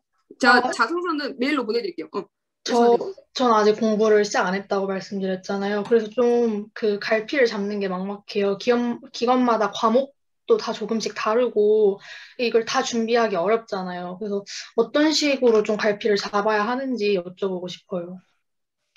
다들 지금 초기 단계니까 필기에 대한 고민이 되게 많으신데 두 가지예요. 필기는 그 공공기관 필기 같은 경우는 전공을 같이 보느냐, NCS를 보느냐. 우리 기관은 어디예요? NCS만 보죠. 저는 이걸 또 노렸어요. 맞다. 말하면서 생각나네. 지역이체 가점 있는 곳이랑 NCS. 제가 그 전공 보통 경영경제 많이 보잖아요. 우리 다 경영경제 아니잖아요. 어쨌든 해야 되잖아요. 저도 막 뭐 공단기 끊고 해가지고 막 회계책, 모시기책, 재무책 해가지고 했어요. 결론 전공 본데 하나도 안 붙었거든요. 근데 아니 이건 제 개인적인 그거고 레코드를 봤을 때 전공은 정 아닌 거예요. 금융권 쳐다보지도 말아야겠다. 그리고 막 연금 막 이런 어쨌든 돈 들어가는 곳 아예 안 되겠다 생각을 했고 NCS만 팠고 그러면 훨씬 공부량이 줄어들잖아요. 그렇잖아요. 저희 그 통전만 해도 4개를 보는데 과목 4개를 보는데 요즘엔 지금 전공이 점점 그 비중이 커지고 있는데 안 되겠다. 나 이 더 커지기 전에 빨리 NCS 100% 보는 대로 가야겠다 해가지고 저는 더 여기 NCS 100%인 데를 중심으로 봤었고 아까 다시 질문으로 돌아가서 공부 어떻게 하느냐 갈피 못 잡겠다. 아이 너무 어려운데. 저도 못 잡았던 타입이라서.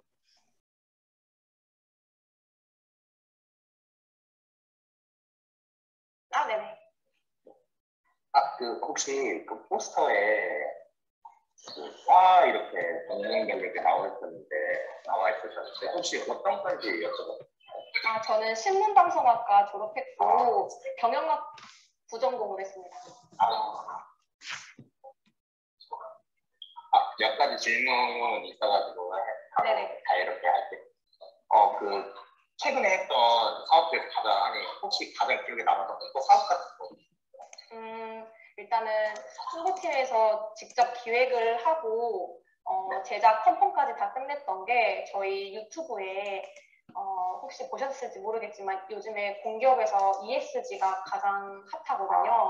네, 그래서 각각 이제 셀럽분들 E는 이제 환경 관련해가지고는 뭐 엄지원님, S는 또 박정민님, 뭐 G는 또 김재원님 이렇게 각각 개정을 해서 직접 저희가 섭외도 하고 촬영도 하고 각각 맞게 영상을 올린 적이 있는데 요즘에 모든 공공기관에서 ESG를 가장 핫하게 생각을 해요. 그게 이제 경영평가 항목에서도 ESG가 이제 무조건 점수화가 되어 있으니까 ESG를 저는 면접이든 자소서든 좀 잘 녹여서 작성하시면 도움이 될 것 같고요. 그래서 저희 홍보팀에서도 좀 획기적으로 많은 예산을 투입해서 제작한 게 ESG 캠페인 영상입니다.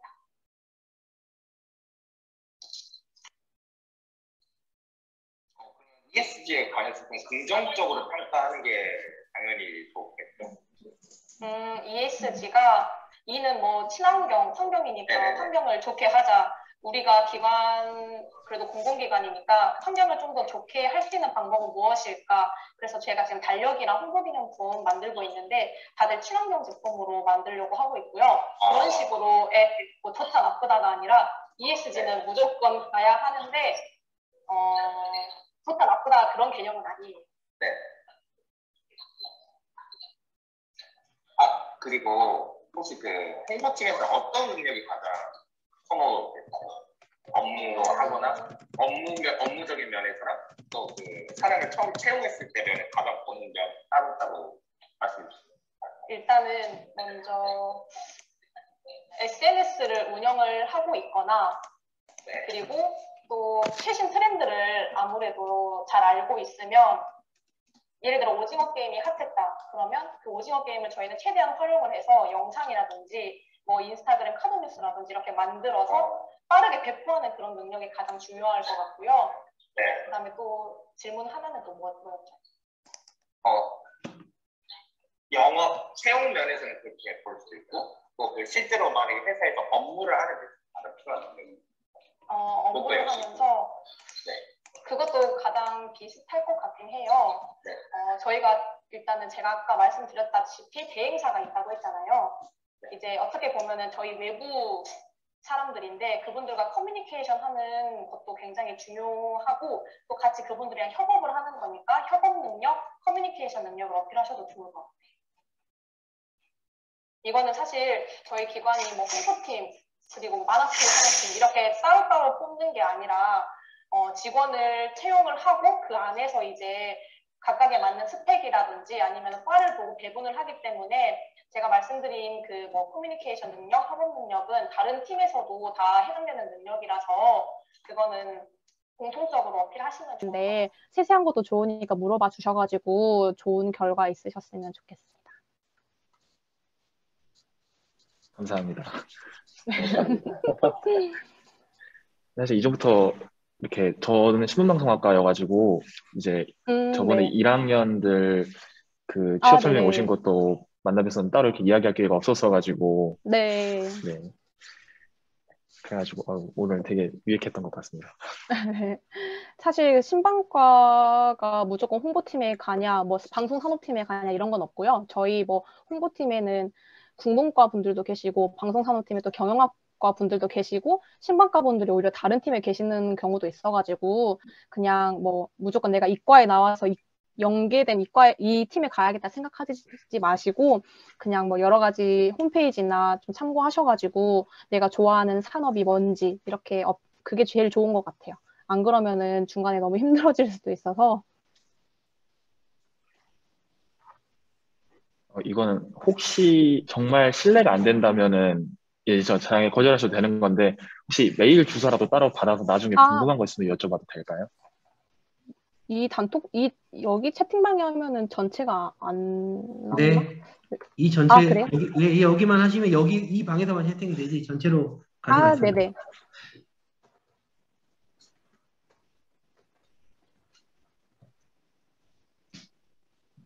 이걸로 보내주시면 뭐 제가 뭐 자소서 봐달라고 하시면 자소서 봐줄 수 있고요. 그 다음에 뭐 궁금한 거 있으시면 물어봐 주셔도 됩니다.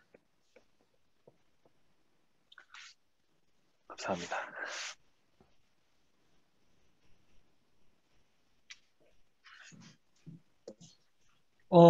제가 한 가지 궁금한 것 좀 여쭤봐도 될까요? 네. 이제 제가 이 방에 계속 있긴 했지만 소리를 꺼놨어요. 이렇게 돌아다니다 보니까 다른 방에서 잡음이 들린다고 해서. 홍보팀 업무를 하시잖아요. 네. 그 생각이 들었어요. 다른 팀들은 뭐 어떤 산업을 담당을 하잖아요, 지금. 산업을 담당하는데, 홍보팀은 이제 경영지원, 우리 흔히 말하면 이제 경영지원 파트인데, 네네. 이렇게 홍보 업무를 하다 보니까 그렇게 뭐 개별 산업 팀으로 가고 싶다는 생각을 혹시 하셨을 수도 있겠다는 생각이 들어서, 개인적으로. 혹시 그런 생각이 드실 때가 있었나요? 아무래도 홍보팀에 와서 걱정이랑 좀 기대를 했었던 게 걱정은 내가 사업팀에서만 하는 그런 프로세스들을 모르면 어떡하지? 신입인데 내가 나중에 연차 쌓여서 사업팀에 갔을 때 이런 것들을 모르면 어떡하지라는 걱정을 많이 했었는데 홍보팀에 있으면서 좋은 점은 모든 사업을 다 미리 체험을 할 수가 있는 거예요.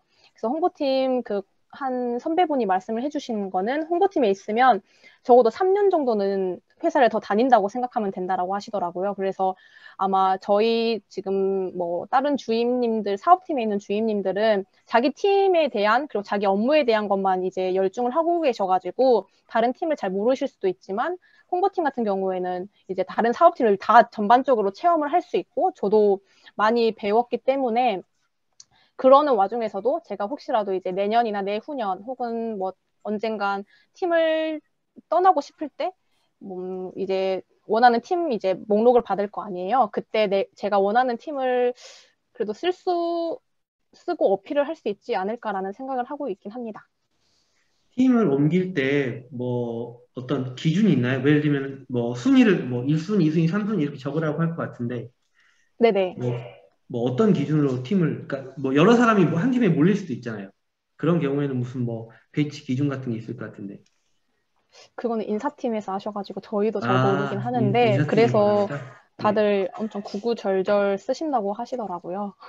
그렇군요. 아무래도 이제 구구절절. 서울에서 나주로 내려와서 서울에 있는 팀이 좀 인기가 많다고 하는데 저희들은 아무래도 나주에서 이제 아니, 나주가 아니라 광주 전남에서 오는 분들이 많으시니까 그래서 저는 그 점은 좋은 것 같긴 해요. 그 전국구에 분원이 없다는 점. 그렇군요. 혹시 인기가 있는 팀이 따로 있나요? 그거는 잘 모르겠는데 서울 쪽에 조금 인기가 많은 것 같긴 해요. 아무래도 아직 서울에서 내려오신 분들이 많기도 하고 사택에 계시는 분들도 많기도 하고. 네, 알겠습니다. 지금 이제 예정된 시간이 돼서 모든 회의실을 닫겠습니다. 다시 전체 화면에 뵙겠습니다. 네, 다 돌아오셨으니까 제가 지금 한 가지만 알려드리고 이제 마지막 시간을 우리 동문님에게 다시 마이크를 넘기겠습니다. 제가 지금 띄워놓은 화면은 제가 지금 화면 공유를 할 수가 없어서 해볼까요? 화면 공유를. 얘기를 듣다가 보니까 우리 콘센트 수출팀 동무님께서 아주 유용한 팁 같은 것들을 좀 많이 알려주셨는데 이제 그거 관련해서 좀 소개를 해드리려고 합니다. 로그인을 해야 되겠네.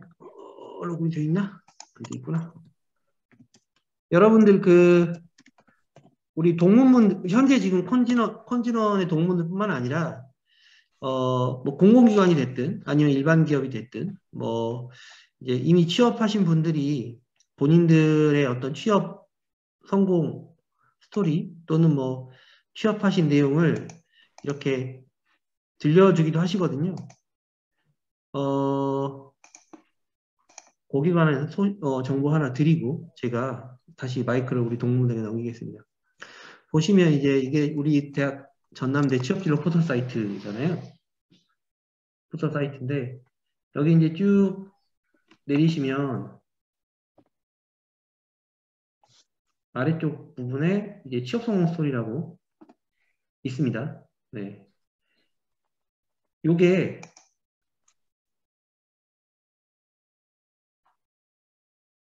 매년 우리 학교에서 발간하는 취업 성공 스토리 책자에 수록된 각 기관의 어떤 동문분들이 제출해 주신 취업 성공 스토리거든요. 예를 들면 제일 위에 있는 전력거래 생정직 클릭 한번 해볼게요. 다운로드 받으라고 돼 있네. 그럼 시간이 오래 걸리니까 이렇게 전남대 전체적으로 취업 성공 스토리 배포해 드리기도 하고요. 그리고 인문대 같은 경우에는 별도의 개별적인 취업 성공 스토리 또 인턴 스토리 이런 것들을 따로 이제 제작해서 책자로 만들거나 학생들에게 배포하기도 합니다. 그래서 이런 컨텐츠들을 많이 이용해 주시기를 바랍니다. 이 안에는 뭐 취업에 성공한 동문의 어떤 대학 생활이나 아니면 그분이 입사 지원했을 때 했던 자기소개서, 면접 경험 이런 것들을 다 수록하고 있기 때문에 여러분들에게 유용한 정보가 될 거라고 생각이 됩니다. 그래서 이거 알려드리고 다시 우리 동문분들께 마이크 넘기겠습니다. 이제 공통질문 쪽으로 갈까요? 어떠신가요? 공통질문 이미 다 대답해버리셨나요?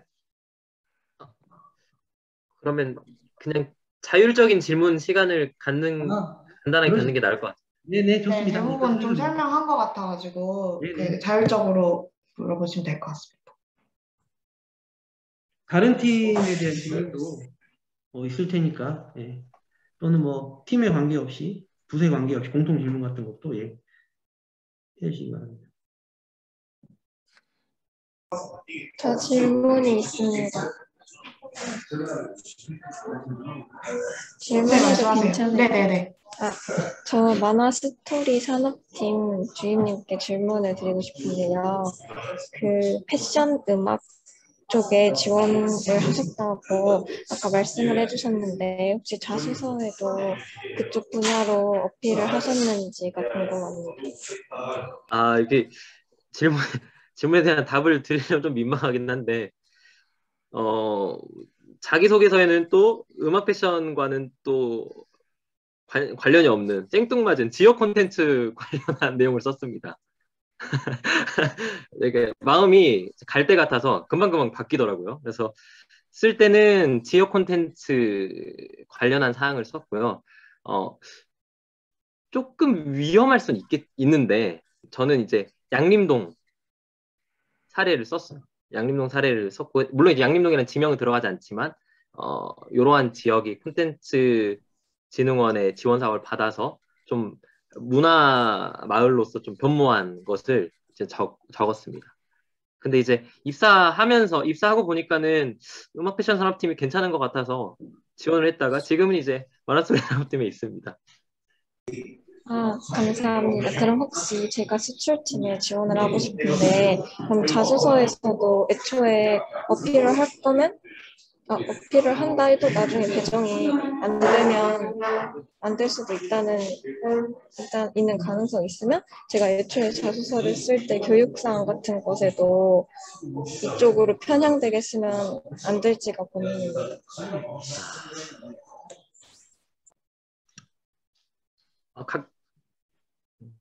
각자 말씀을 드릴까요? 저는 일단 합격을 하는 게 중요하다고 생각을 해가지고 이후에 어쨌든 저희가 3년 주기로 계속 팀을 옮기게 되거든요. 지금 당장 콘텐츠 수출팀에 가는 것보다 나중에 가는 게 더 나을 수도 있어요. 지금 거의 공소현 주임님 진짜 거의 피로에 누적돼 있는 상황이거든요. 그러니까 그러니까 나중에 언젠가는 본인이 희망하는 직무에 가게 돼 있어요. 그럼 일단 들어가야겠죠. 그래서 합격하기 위해서 본인이 쌓아놓은 역량이랑 관련 있는 거를 제일 먼저 좀 정리하셔가지고 그냥 픽 하나 해서 자소서 쓰기 쉬운데 쓰고 자기 경험 관련된 데 써가지고 붙은 다음에 그 이후에 생각하시면 좋을 것 같아요. 사실 희망부서 조사도 다 해가지고 저희가 매년 배치도 하고 있으니까 그때 그러면 내가 원래는 이 팀에 가고 싶었다 이런 식으로 어필을 하셔도 되거든요. 그러니까 일단은 저는 합격하는 게 중요해서 본인 역량이 만약 그쪽에 치우쳤다 그럼 본인 역량이 치우친 거에 맞춰서 쓰시면 될 것 같아요. 그렇게 크게 고민할 그건 아닌 것 같아요. 윤지원 주임님 뭐 또 말씀하실 건가요? 저희 때는 OJT라고 해서 각 팀에 2달 정도, 그러니까 한 달씩 체험을 할 그런 기회가 있었는데요. 아무래도 그때는 이제 그거 포함해가지고 저희 인사 배치를 할 때 저희가 원하는 팀도 있겠지만 그래도 자소서는 항상 남아 있는 거기 때문에 자소서에 뭐 꼭 그 팀에 가고 싶으시면은 그런 식으로 저는 어필하는 건 괜찮다고 생각이 들어요. 그 대신 그 팀에 못 갈 수도 있다는 점은 어쩔 수 없는 것 같습니다. 윤지원 주임님 같은 경우에는 홍보 역량을 자기소개서에 충분히 녹여내셨잖아요. 그래서 그 결과로서 홍보팀에 가 있는 게 아닌가라는 생각이 들어요. 다만 저 같은 경우에도 저는 이제 경제학과를 나왔기 때문에 금융 역량을 조금 이렇게 밀었어요. 금융적인 역량. 저희 이제 정책금융팀이 있기 때문에 우리는 지원금을 내보내는 게 중요한 게 아니라 금융 서비스를 지원해야 된다라고 이렇게 일관되게 밀었거든요. 정말 들어와 보니 황당한 주장이 아닐 수 없어요. 그러나 저 같은 사람도 필요하다고 생각했기 때문에 저렇게 일관된 생각들을 보여주는 것은 좋을 것 같습니다. 또 그 다음 질문 받겠습니다. 질문해도 될까요? 해외 센터에서 일을 할 기회는 이제 누구에게나 있는 건지 아니면 따로 차출돼서 가는 건지 궁금합니다. 그건 제가 말씀을 드릴게요. 해외 센터는 원래 주임부터 갈 수 있었는데 지금 규정이 바뀌어서 대리급 이상부터 갈 수가 있어요. 그래서 대리급 이상이라 하면 한 5, 6년 정도 원에 근무를 해서 대리를 단 분들만 갈 수가 있고 센터가 총 2개로 나뉘는데 하나는 진짜 우리 콘진이 해외 지사에 있는 센터가 있고 하나는 마케터가 있어요. 마케터는 지금 그 지도에는 안 나와 있었는데 태국이랑 러시아가 신설이 됐어요. 그래서 우선 내가 먼저 거기 마케터로서 1인이 가서 그 신흥시장을 개척을 하고 점점 마케터에서 센터로 되는 그러한 단계를 또 하는 분들이 있고 센터에 부임을 해서 그 센터장으로서 그 나라의 그 나라와 우리나라 콘텐츠 교두보 역할을 하는 분들이 있고요. 그랬을 때 이 역량이나 이런 부분들도 검증을 받아요. 왜냐하면 해외로 가면 아무래도 감시 체계 이런 것들이 확 줄어들 거 아니에요. 자기 혼자 일을 하는 거니까. 그랬을 때 되게 역량이 되는 사람들만 보내는 건데 첫 번째로 언어 능력 보고요. 그래서 두 번째로 면접을 원장님들이나 뭐 기관장님들 앞에서 면접을 보는 그러한 시스템이 있고 저도 향후에 이제 뭐 중장기적으로 봤을 때 센터에 근무를 하고 싶은 그러한 그 좀 희망이 있어요. 그래서 콘수팀을 오게 됐는가 싶기도 한데 여튼 본인이 생각이 있으면 관련한 언어 어학 능력 이런 부분들은 취업을 했어도 조금 꾸준히 쌓아주시는 게 좋을 것 같습니다. 추가적으로 이제 그 말씀드린 것처럼 대리부터 발령을 받는다고 그랬잖아요. 그래서 단순히 대리 때 생뚱맞게 지원을 하면 당연히 안 되겠죠. 계속해서 회사 내에서도 그 발자취를 나는 해외에 마음이 있어 라는 그러한 발자취들을 입사하셔도 쭉쭉쭉 쌓아나가서 회사가 쟤는 해외에 관심이 있구나라는 걸 알아야 돼요. 회사가. 네. 그렇게 하다 보면 발령을 받을 수 있지 않을까 생각이 됩니다. 네, 감사합니다. 궁금한 점이 있는데요. 말씀드려도 될까요?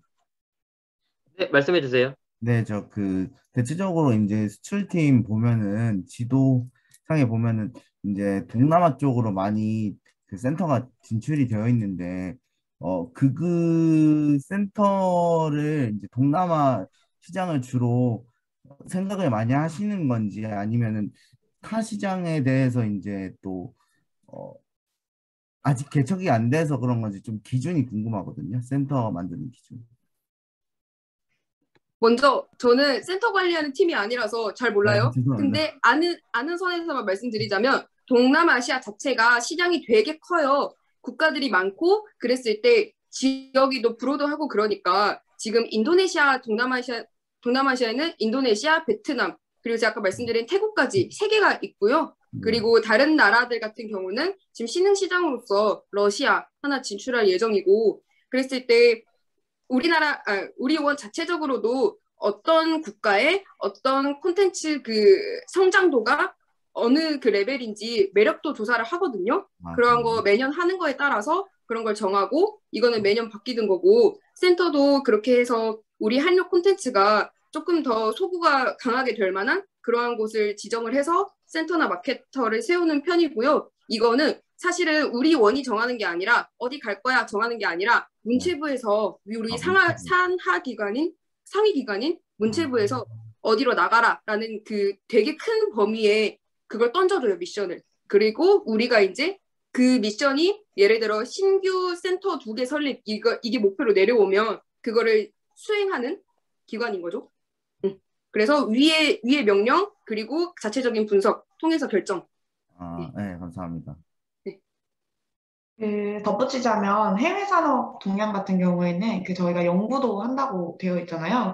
저희 원 홈페이지 들어가시면 해외 산업 동향에 대한 좀 연구를 한 보고서 이런 것도 다 볼 수 있거든요. 그래서 왜 동남아 시장에 좀 집중을 하고 있고 그런 구체적인 데이터들을 거기서 보실 수 있어요.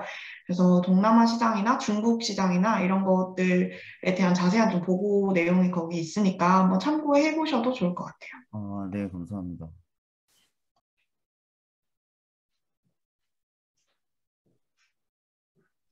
질문이 더 있으실까요? 질문이 있는데, 네, 먼저 하셔도 됩니다.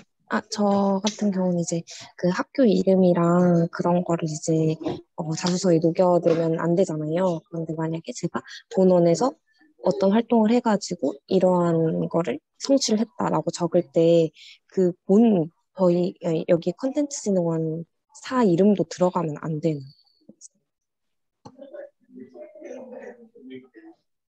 사실 이에 대한 규정도 명확하게 말씀드리기는 어려울 것 같아요. 근데 저는 예를 들어 방금 말씀 주신 인턴 사항에 대해 기입을 할 때 어차피 경험 경력 사항에 들어가는데 라는 생각으로 자기소개서에 뭐 제가 했던 신용보증기금 인턴을 했습니다. 우리 적었습니다.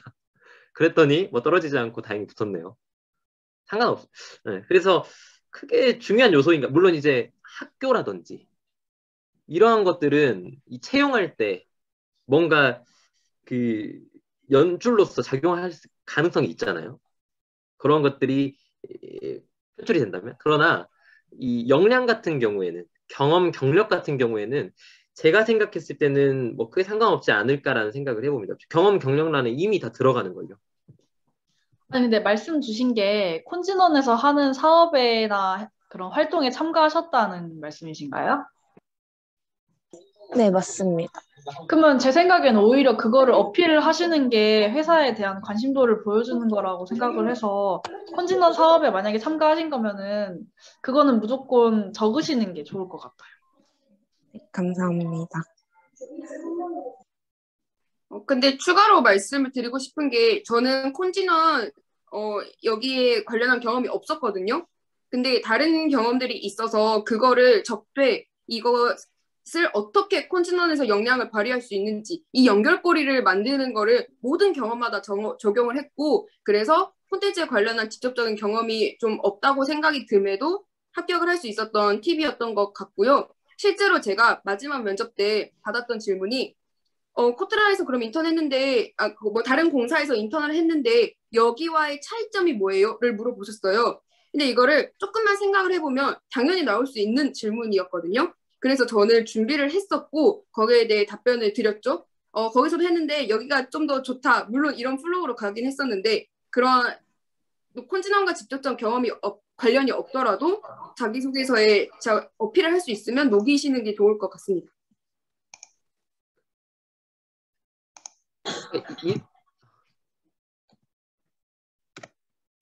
이승현님. 네. 뭐 그렇게까지 깊숙한 질문은 아닌데 사실 오늘 이렇게 들어보면서 이제 한국콘텐츠진흥원이 정말 우리나라의 대한민국의 콘텐츠를 담당을 하고 또 경쟁률 155, 222대 1.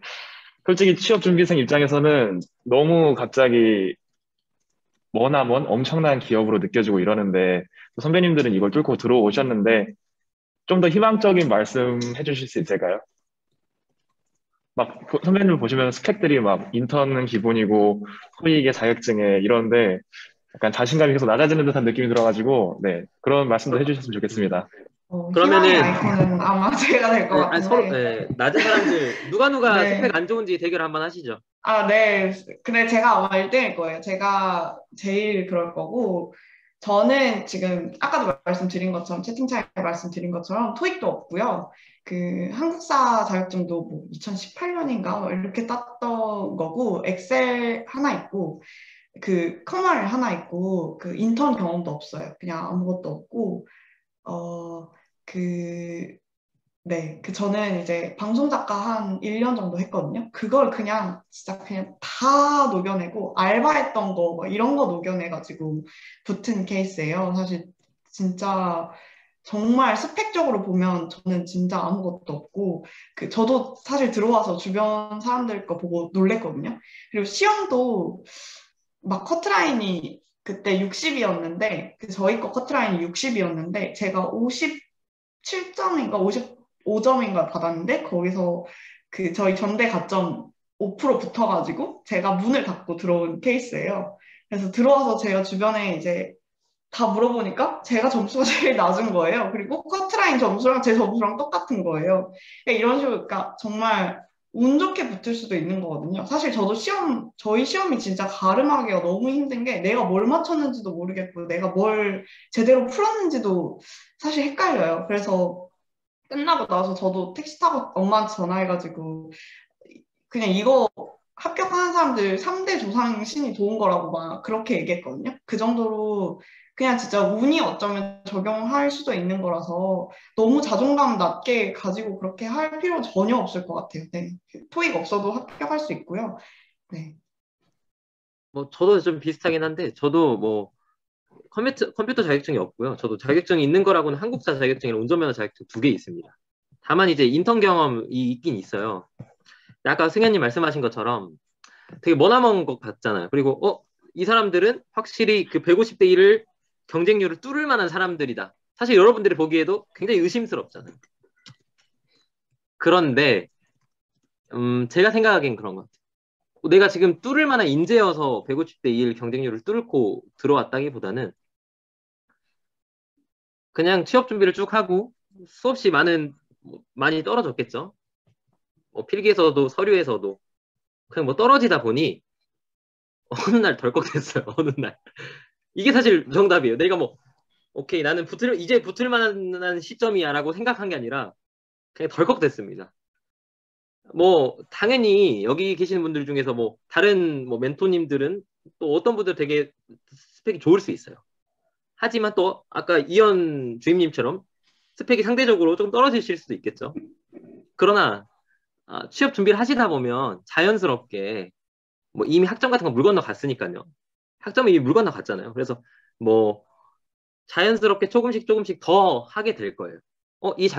저 자격증은 혹은 인턴도 계속 꾸준히 쓰시게 될 거고 어떤 인턴에선 당연히 떨어지겠지만 어떤 인턴은 운 좋게 붙어서 인턴 경험을 하나 또 쌓게 될 거고 그게 한 3개월만 되는 건 아니잖아요. 그래서 제가 생각했을 때는 우리가 이렇게 150대 1을 뚫을 만한 인재들이어서 들어온 게 아니라 승현님도 제가 계속 저희가 막 준비하다 보니 덜컥 된 것처럼 준비하시다 보면 될 겁니다. 저 28살 네 됐어요. 28살 하반기 겨울이죠. 저 한마디 하고 싶은데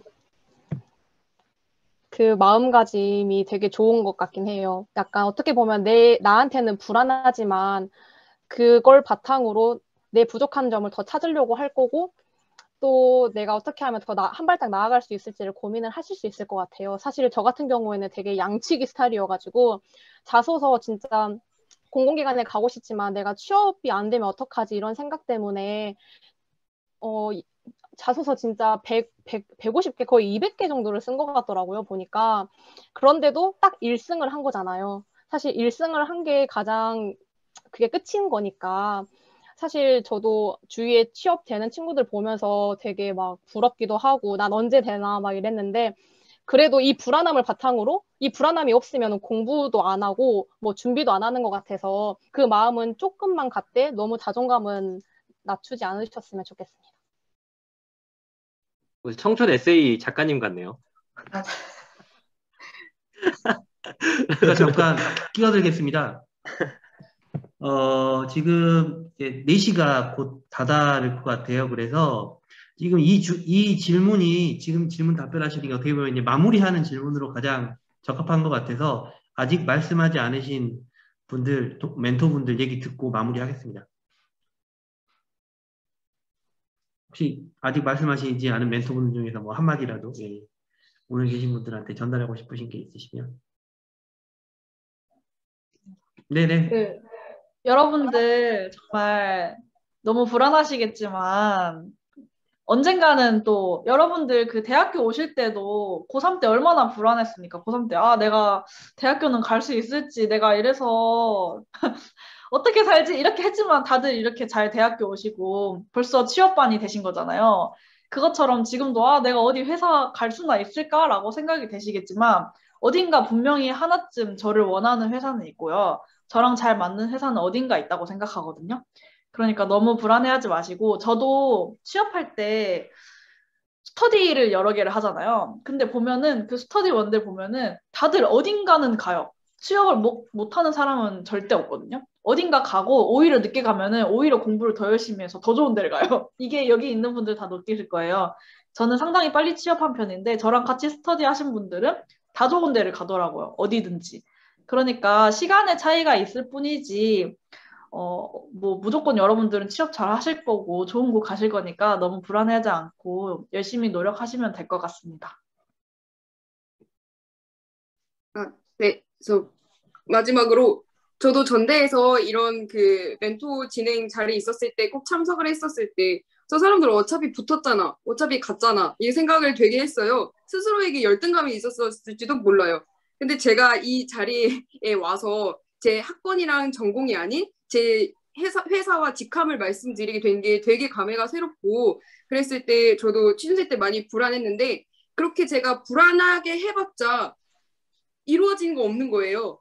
이렇게 될 거면 그냥 애초에 불안함을 디폴트로 깔고 하자. 내가 할 수 있는 거 하자. 이렇게 했었고 저는 1년 준비했고 자소서는 80개 정도 넘게 썼는데 지금 다 말씀해 주신 것처럼 본인들이 갈 수 있는 데는 다 있고 그리고 이것만 알아두세요. 이 온 데가 정착지가 아닐 수도 있어요. 여기가 최종 목적지가 아니고 더 좋은 데로 갈 수도 있고 그거는 내가 이제 취준생이었을 때 그리고 재직을 했을 때 마음가짐이 또 다를 수 있어요. 그러니까 이건 상대적인 거고 되게 이제 다들 여기 주말 지금 시간 써서 와주신 것만으로도 다 의지가 있으시고 어느 정도 그러신 거잖아요. 앞으로 건승하시길 빕니다. 저도 한마디 하면 어쨌든 저는 자소서도 그렇고 저는 이렇게 80개 100개 쓰지도 않았어요. 제가 진짜 덜컥 붙은 케이스여가지고 제가 말씀드린 것처럼 저는 진짜 몇 군데 넣을 수 있는 토익이 없다 보니까 애초에 넣을 수 있는 문턱 자체가 너무 낮았고 그래서 내가 할 수 있는 한에서 하자라고 해서 할 수 있는 기업부터 천천히 준비를 한 거거든요. 그래서 너무 막 자기를 낮추기보다 지금 방금 말한 것처럼 내가 할 수 있는 한에서 하되 이게 계속 준비하면 진짜 자존감이 너무 낮아지잖아요. 그럴 때 그냥 자기가 한 거 쭉 정리해두고 저는 자소서도 그렇고 면접도 그렇고 다 결국 나를 엄청 과대 포장해야 되는 싸움이라고 생각하거든요. 어떻게 하면 나를 제일 매력적으로 보일 수 있을까? 그럼 저는 진짜 작가 일한 것도 사실 제가 뭐 태양의 후예 같은 거 했으면 제가 바로 뭐 합격했을 수도 있겠죠. 근데 저 하다가 기획하다가 중간에 엎어지고 프로그램 엎어지고 그래서 다시 지역으로 내려오고 지역에서도 뭐 그 트로트 방송 했었거든요. 뭐 이런 거 한 몇 개월 하고 그냥 그게 다예요. 근데 대신에 그걸 어떻게 하면 진짜 이 사람들한테 제일 매력적으로 볼 수 있지? 이 사람들이 다시는 얘 같은 애가 없을 거라고 생각하게끔 만드는 게 어쨌든 우리의 수싸움인 것 같거든요. 특히 들어가 보면 알겠지만 전대생들이 학력으로 따지면 저희가 마지노선이에요. 그렇게 생각하시면 돼요. 그래서 그럼 나를 내가 가진 거에서 뭘 어떻게 포장하면 좋을까를 계속 고민할 수 있는 게 맞을 것 같아요. 내가 아까 말씀하신 콘진원 경험이 있으면 그냥 단순히 내가 콘진원 경험을 했어. 근데 나 이렇게 경험이 하나밖에 없어가 아니라 그 안에서 내가 뭘 느꼈고 뭘 어떻게 해서 내가 여기까지 왔는지를 좀 악바리처럼 다 녹여서 다 보여주세요. 그러면 솔직히 매력 없는 사람 없고 개성 없는 사람 없잖아요. 다 본인들 개성이 있거든요. 그래서 다 그런 걸 녹이면 좀 더 딥한 자소서가 나오고 좀 더 매력 있는 사람처럼 보이게 되거든요. 그래서 그런 연습을 계속 하면 자기 자존감도 올라가고 하는 것 같아요. 그래서 네, 그런 거 꼭 많이 연습하셔서 자존감 안 떨어지고 끝까지 하실 수 있도록 네, 응원합니다. 저도 짧게 저는 목표를 정말 정하시는 게 중요한 것 같아요. 분야를. 저는 산업진흥 혹은 산업지원에 완전히 목적성이 있었거든요.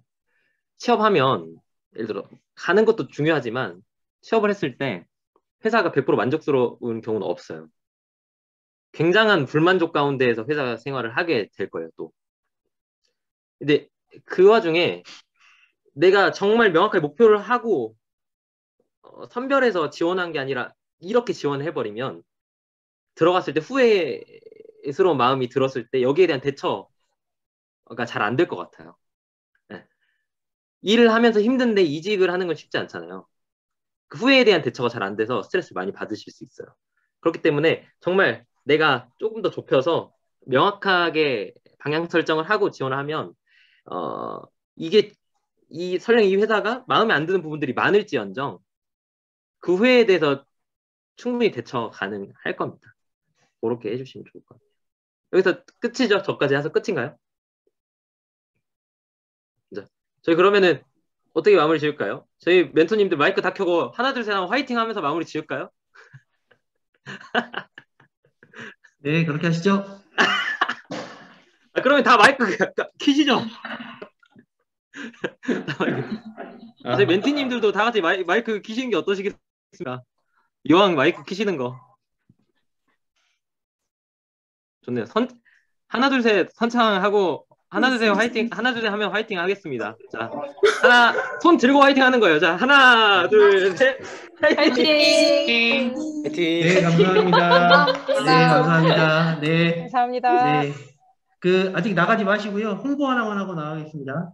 오늘 이제 많은 부서에서 오셨는데, 이 다음 주 토요일 날 한 번 더 있습니다. 콘텐츠 진흥원. 네, 음악 패션 산업부. 아까 음악 패션 산업부 얘기 잠깐 나왔는데, 음악 패션 산업부에 근무하시는 네, 동문분을 모실 거고요. 콘텐츠 진흥원 말고도 이제 아까 잠깐 언급이 됐지만, 한국문화예술위원회도 나중에 팬들이 되어 있죠. 그래서 문화예술위원회 현직 동문분까지 해서 이렇게 두 기관의 동문분을 함께 모셔서 진행을 할 예정입니다. 이거는 현재는 네, 대면 프로그램으로 예정돼 있고요. 다음 토요일 오후 4시입니다. 혹시 오늘 참가하셨던 분들 중에서 관심이 있으시다면 네, 한번 들어보셔도 좋을 것 같습니다. 이 외에도 네, 다음 주에도 여러 기관들이 진행을 하고 예정이 되어 있고요. 취업진로 포털 사이트에서 신청하실 수 있으니까 많은 시청 부탁드리겠습니다. 오늘 함께 해주신 우리 참가자분들 그리고 5분의 멘토분들 너무너무나 감사합니다. 너무너무 감사드리고 내년에 또 오세요. 2022년에 또 오십시오. 네. 그때 더 잘 준비해서 네, 모시겠습니다. 감사합니다. 오늘 주말 감사드리고 남은 시간 얼마 남지 않았지만 주말 직장인분들한테는 네, 몇 시간 남지 않은 주말 네, 잘 보내시기 바랍니다. 우리 학생분들도 남은 시간 잘 보내시기 바랍니다. 여기서 마치겠습니다. 감사합니다.